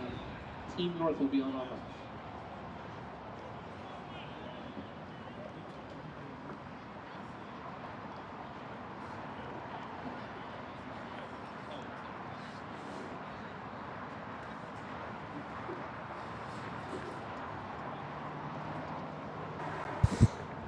And we're back getting ready for the second half of this one. North versus Central for the Gridiron Bowl Championship. South eliminated earlier in this one. They beat that Central team 8-2 earlier. That's right, 8-2. Baseball score. That's right. Appreciate you folks that have joined on. Everybody that's on there leaving a comment, make sure that you subscribe to the YouTube channel, and you'll know anytime that we go live on something. North will start things off, and that is East Ouachita future player Manning that is back there. That is Caden Manning. Goes with an empty backfield this time. It's going to grab it and take off, design quarterback run. Nifty move getting to the outside before that gold-clad Central defense pushes him out of bounds. That makes a lot of sense, Doug, because their two helmets are that darker maroon than what the other ones are from Crowville. So appreciate them for pointing that out to us. Billy Bob says they need one more team. Students from the river parishes, New Orleans, Bayou area, and St. Tammany, and they all fell in that South division and would have been able, or they're eligible via that South team. Manning at 2nd down and 2 looks things over. He's got Hooker out in the slot with him this time. Going to take that off, and right up the middle he goes. Taken down, but not till he gets inside of Central side of the field. Yeah, La Prairie bringing him down, but well after almost a 10-yard gain there by Manning. Don't forget, if you want to watch that Senior Bowl that's coming up, 5:30 or so, we'll go on the air with that one, depending on how things flow here. Gridiron Football has that pay-per-view. You can find the link on the homepage of their website. We've got it posted on ours at 446sports.com, so make sure that you check that out. It's going to be a lot of fun. There's some great talent this week that is there. 1st down and 10, 47-yard line. Coach Taylor using a lot of clock. Look like he's in there, that second half grind going on. Receiver split way out to the other side of the numbers. Roll this way. Looked like he thought about maybe coming up and throwing. He's going to have to go down. He got pressured. That's pretty Mitchell, good in the backfield. Is it? Yeah. Try to switch it up a little bit with Mitchell as the quarterback. Look, there are times when these defensive lines just take over. Yeah, Norman there, Jacarius Norman. Was on the tackle there for the initial tackle there for the Central team. 5:42 to go, 3rd quarter. 16-6. Central leads this one by 10. I have to see Nick stay a while. I'm trying to see if, maybe I am tall enough to see. Manning back in at quarterback, 5 receiver set. Trying to go deep, and this one nearly picked off. Throws it in between 2 defenders. Nick, if Doug is. Let's not go there. We're not going to go there. We're not going to go there. 3rd down and a long way to go. That Central defense looking to stand tall. Yeah, 21 there is Miranda. And then also, see the cornerback on the side there, trying to get him to turn. Number 3, who is Alexander for the Central team, both in coverage back there. Good job by those young men. Starting to see the senior league guys get up and grab their shoulder pads and helmets and make their way to start getting dressed up for that game that's coming along shortly. 3rd down and 17. Manning back to pass. He's pressured up the middle again and is going to go down. Big time work up the middle by Central's number 0, Jacarius Norman. Yeah, good work there by him. And then number 40 also, who is Davis, Carter Davis. You know, they both met in the backfield at the quarterback. So as I'm looking at it, if they punt here, it just does get the first down and getting it to the 35-yard line. Goodness gracious. A couple of big defensive stands there. Yeah, big defensive series for this North team, because if they give up one now, that might put it out of reach. In a running clock and 4:46 to go, give or take, then yeah, you can just about put this one away. Stranger things have happened. Don't get me wrong, but there is no opportunity for an onside kick. There's no any of that. Right. Chuck doesn't know the unwritten rule that one short guy does not talk bad about another short guy. Not right? in the slightest. That's right. Not at all. So I had a short sister. So anyway, 4:14 is where we sit. Brett will hit that mute button. We'll be just fine. Oh, me. See what they're discussing. Katie says, go Jay and Dylan from Grandma Constance. Hi, Grandma.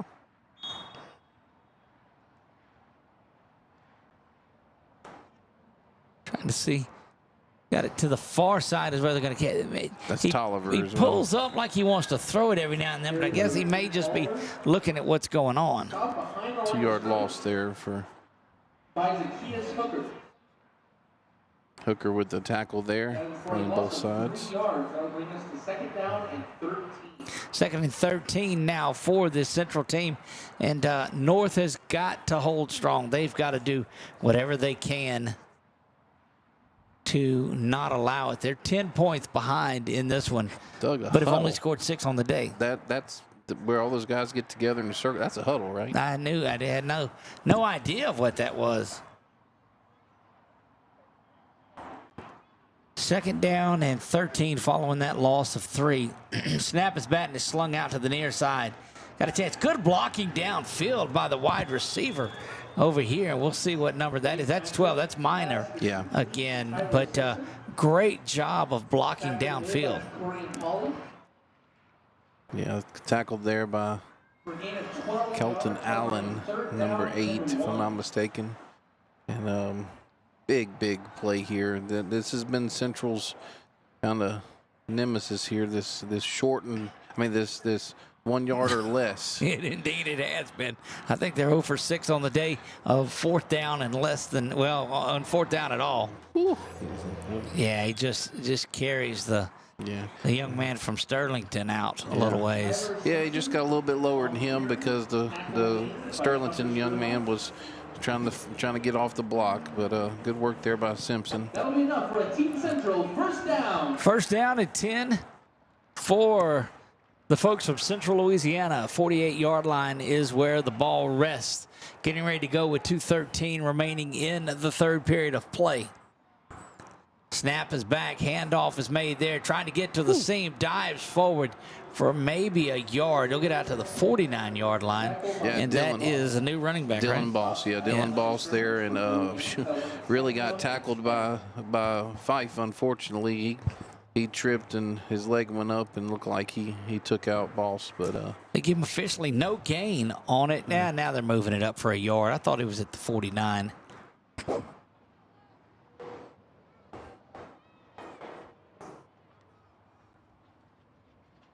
Swung out once again, nearly dropped in the backfield, but able to escape that. And running like a what? Boss. Okay, that's right. I was wondering how long it was going to be before there was that. It just took the most opportune moment. Actually, I love that commercial. He did make it, and to be honest with you, probably could have been a horse collar there too, but he made the best of it. That young man from Brain Middle, now being subbed out by Simpson, but made it third and manageable, 3rd and short here. It is. Matchets went most of the way here in this one. Handoff goes to Simpson off the right side, and I think it's starting to wear on this team from up north. Yeah, first down there, which is going to probably bring it. This should be the last play of the third Unless quarter they here. hurry to run another play. Yeah. And watch, and look at what the Suns doing out there too.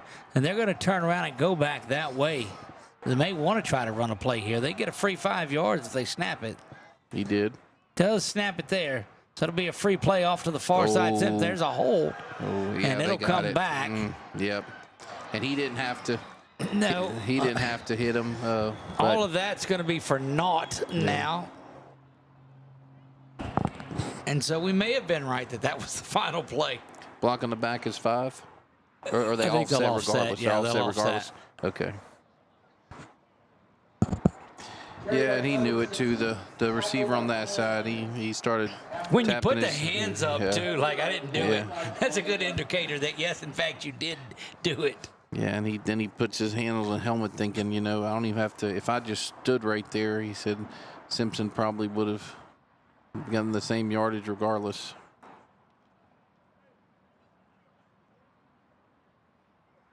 Gary Boatman watching us on Facebook, cheering for the Gators, as well he should be. Big shout out to Gary. Let's see what we have here, Doug. Start by the offense.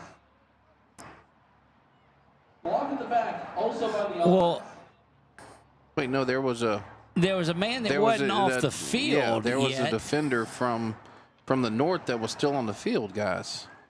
Thought that was the. That will bring us back. Yikes. That makes a Second down. very interesting. Indeed, it is. Not sure that I follow that line of thinking. I thought that's what the back judge in the way. I thought that's what his, because there were 3 flags on the ground. So maybe the back judge and the referee both called the block in the back, and this guy called the legal procedure. Quick motion, trying to get a play off, and it does match. It calls for it. Oh, there that it was is. wide open again. Now just undercuts it. Pass by Dave Matchett. It was intended for Dylan Boss once again. That'll do it for the third quarter play. They'll hold on where they're at. Central 16. The next play, it'll just be for the final quarter. And again, when we get down under 2 minutes, it will run accordingly. Guess they're gonna. I thought he might have been bringing his offense over for a punt, saying he was going to punt, but I guess they are going to give him a little break compared to in the past. Just change it up a little bit.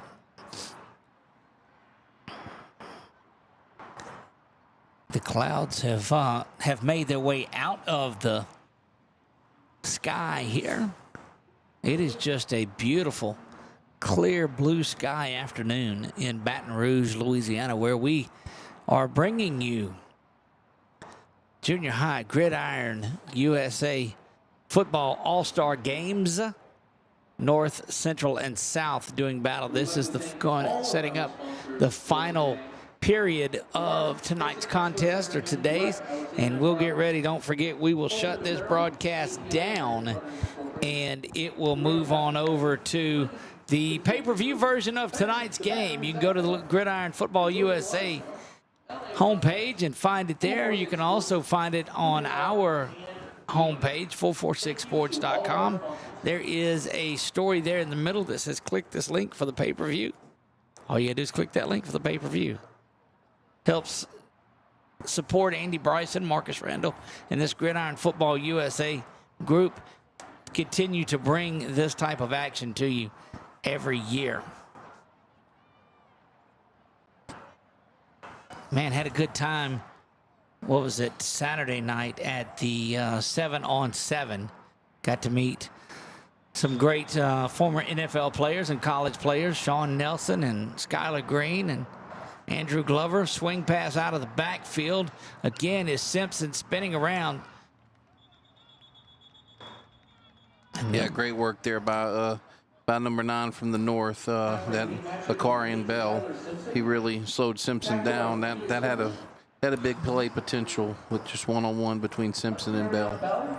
This one, you just let them know you're kicking it. Yep. Move it down the other way. For a short game, that'll bring up 4th down and long for Team Central. No reason to give them an extra 20, right, Doug? Or No, not at extra all. 10? No. So. And look, that's one of those that the punt does not get the first down. Yeah, I'm kind of the motion that the referee's making with the punt.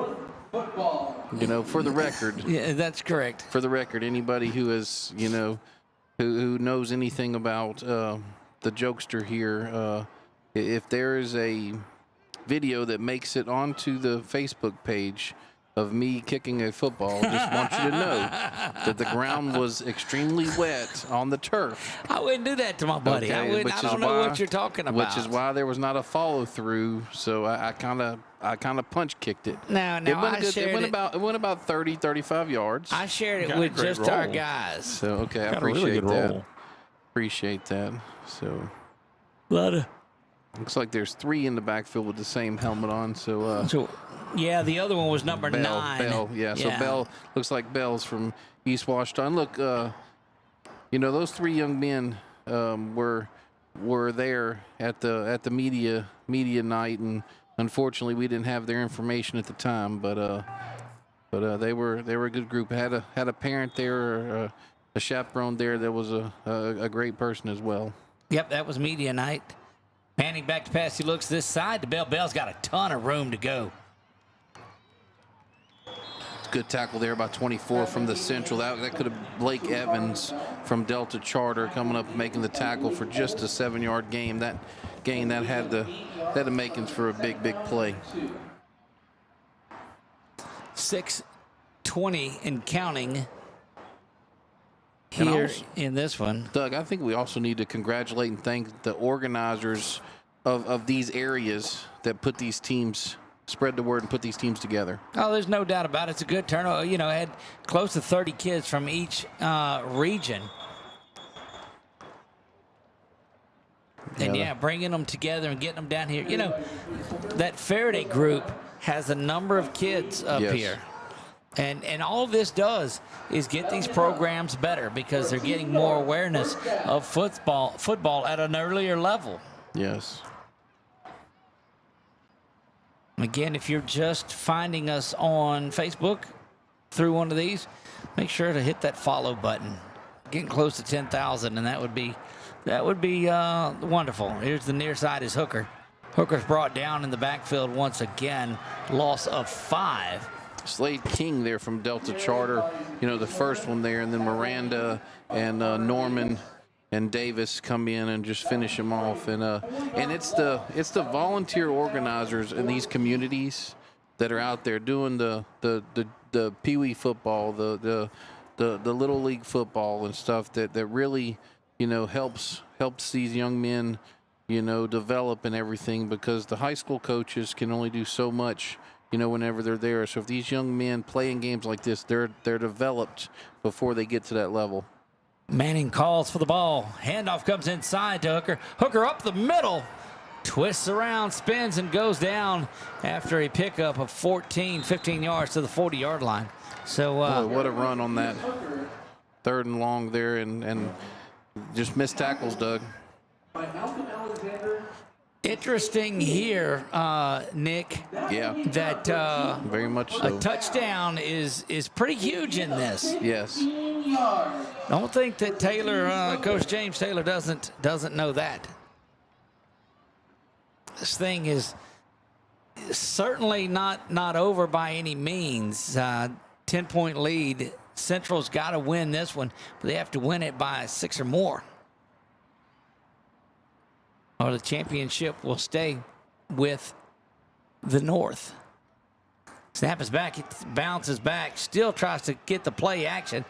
But Manning getting to the outside is going to be brought down after another 15-yard pickup down to the 24-yard line and a first down. That's one of those, Doug, where the ball, Johnson with the tackle there, the ball rolling back. Does it affect the defense because the actual play doesn't happen? Well, a lot of times you'll see a kickoff that's knocked around or whatever it is. It actually gives the time to develop. Got to get off the field here if you're a Central. Yeah, he's calling a timeout. Yeah, they had to, because you had a young man in the backfield too. He was at that sideline earlier, so he was running back to that sideline, and then that's their second timeout, Doug. So Central's out of timeouts. Yeah, so let's get back to that we talked about a little bit earlier, of why it's important, how this North team can lose this game but win the championship today. So it comes back to they do total wins and losses, the record on there. And if Central wins this one, then all three teams, Central, North, and South, will be tied at 1 game apiece. So then you go to most points scored. Well, coming into this game, North had scored 8. Yes. Central had scored 2. Both defensive points, but points nonetheless. So Central's got to make those 6 points back up for it not to be a tie. So they actually have to win this thing by 7. So as it stands right now, it is 18 overall points to 14 overall points as it stands right now. 18 overall points to Central, 14 overall points to the North. The North, that's The North correct. gets this touchdown. That'll give them 20 overall points. So not so fast, my friend. Yeah, so even though they might possibly still lose, they could still win, lose the battle and win the war. Central has to stop. Oh. Timeout, or no, 12 men on the field. They're recounting it again. Illegal participation on the Central defense out of a timeout. Wow, that's big. That is big off a timeout. Yeah, the man that was out there, it looked like Cole Butler out of Delta Charter, has come off. And first down and 5 now from the 19-yard line. Manning on the keeper off the left side to the 5, cuts back inside the 5 to the 3. And hurrying down there. So what was it? It was a movie, White Man Can't Jump. Sometimes you win, you actually lose. Sometimes you lose, you actually win, and sometimes you tie. Do you remember that part? No. Yes. Do you? All right. Yeah. My favorite part is we go in Sizzler. We go in Sizzler. That's right. Because that was one of my favorite restaurants growing up. Right there on the traffic circle in Alexandria. First down and goal from the 3-yard line. Motion from the North team. Manning gets a handoff off to the left side. Big stop there by 70. It's like 73 from the South. I mean, from the Central there with Paul Bell from Cedar Hill. So this game, Doug, with the time that's left, of course, inside of 2 minutes, we will go to the standard clock operation where incomplete passes and stuff and penalties, it will stop. Those red helmets got that white bottom. Kind of reminds me of some Christmas helmets. Christmas helmets. That was last week, Chuck. Second down and 5. Manning off the right-hand side of it. He's met by that brick wall interior line. Look, the average person might not realize how important this touchdown is. That's right. But Coach James Taylor and that group certainly do. I'm surprised they haven't tried to get Manning outside here. Oh, and they're bringing in. That looks like they're bringing in Hooker. No, that's Bell in the backfield. You're correct. That's Bell. Or a much bigger back. And the that is out there. The time is just ticking away, which will favor them if they score. These East Ouachita kids are really. Big trouble stop off there. of the knee. Yeah. Down by contact, so they're not going to, fumble's not there, but it'll all come down to one play. How are they? They're giving him forward motion at the 7-yard line, and then the North with their first timeout. Fourth down and goal. 1:01 remaining in this, but the time does not matter in this play. It's got to get in the end zone if you're the North. So what do you draw up if you're Coach James Taylor in that group? Yeah, right. I still think you put it in Manning's hands and maybe give him a couple of options. You know, obviously, I think you're going to the wide side of the field, so I think you're going towards the east, bleachers over there, and giving him a couple of options. But he's going to have to zip that slant in there. Yeah. I mean, nobody's expected. They're gonna dive in on him. You got to come and we'll come up to the line and jump past that thing. My only problem with the slant, Doug, is They haven't completed a pass down the field that I know of. So they're due. That's correct. They're due. That's correct. You're right. There you have it. Now, defensively, you just have to guard against anything. You got to guard against some sort of a run, because the only run's the only thing that'll beat you. Guard against anything. Anything, see? Anything. Yeah, they got everybody to beat. The whole playbook's open, right? So I will say this, that big defensive front, okay? So if you do have a slant, get your hands up. If you can't get to the quarterback, get your hands up quick. And we have seen a couple of passes knocked down. Yes, but let's see how many. Looks like they're gonna go. At least they're gonna go two to the far side, Doug. So you're gonna have 2 in the back. They're gonna have a little H back. Watch the little number 24 here, the little tight end / H back. A little misdirection. Somebody going off the field now too.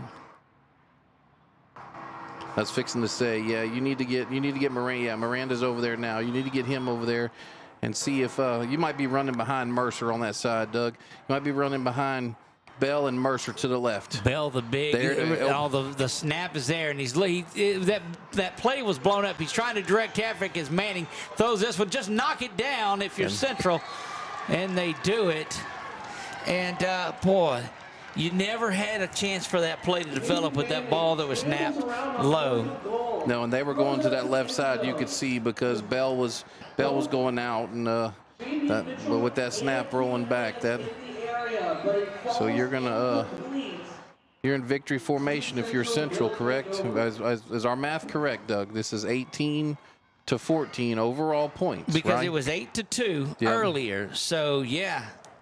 We have well, no, because they've got because 18. 14. Central has 18, and North now has 14.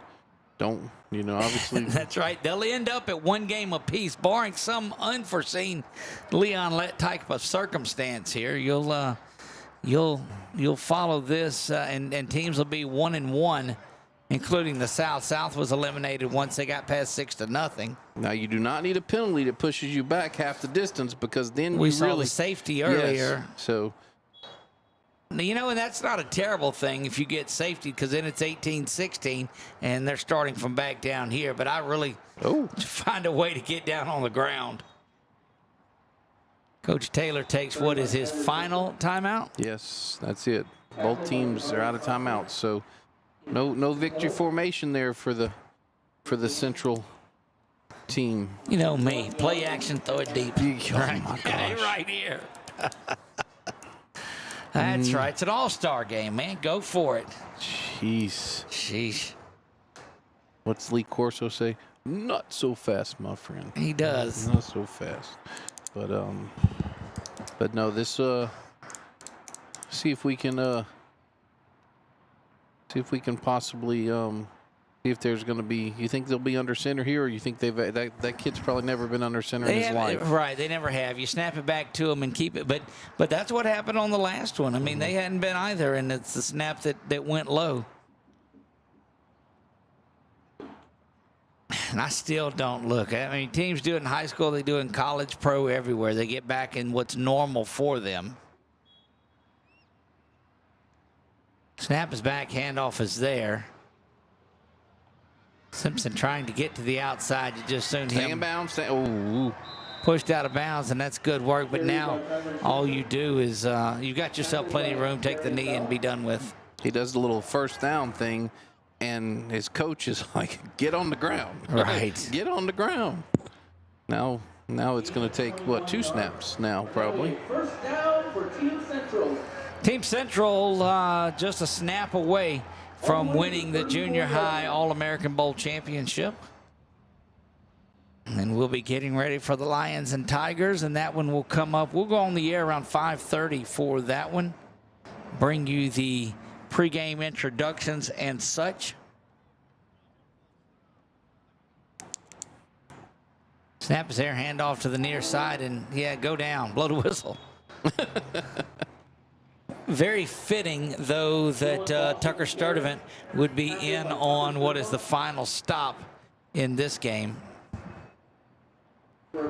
So 18, 17, so they do not have to snap it again. The Central team is lining up here out at midfield. Yeah. To go ahead and shake hands. and they'll get ready for the presentation of the medals, the rings, and the MVP trophies for both squads. And that will do it. Central team going to be your champions with a 1-1 record by way of points.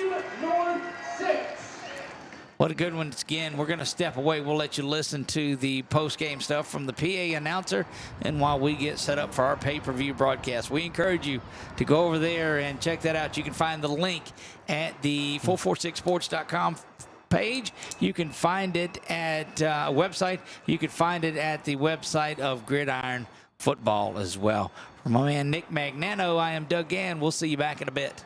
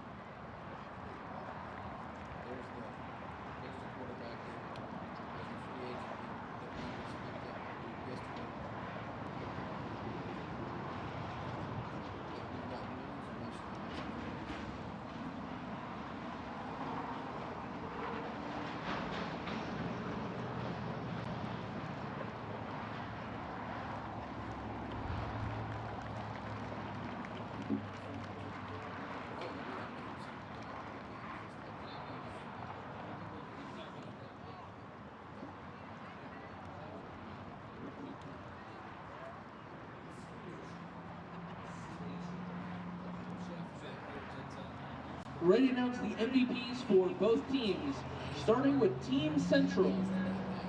On offense, Tyler Simpson. And the MVP on defense for Team Central, Jacarius Norman.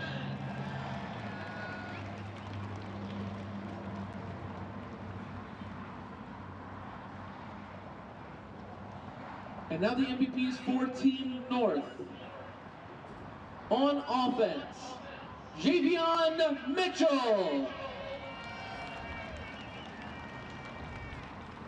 And on defense, Desmaine Wilford.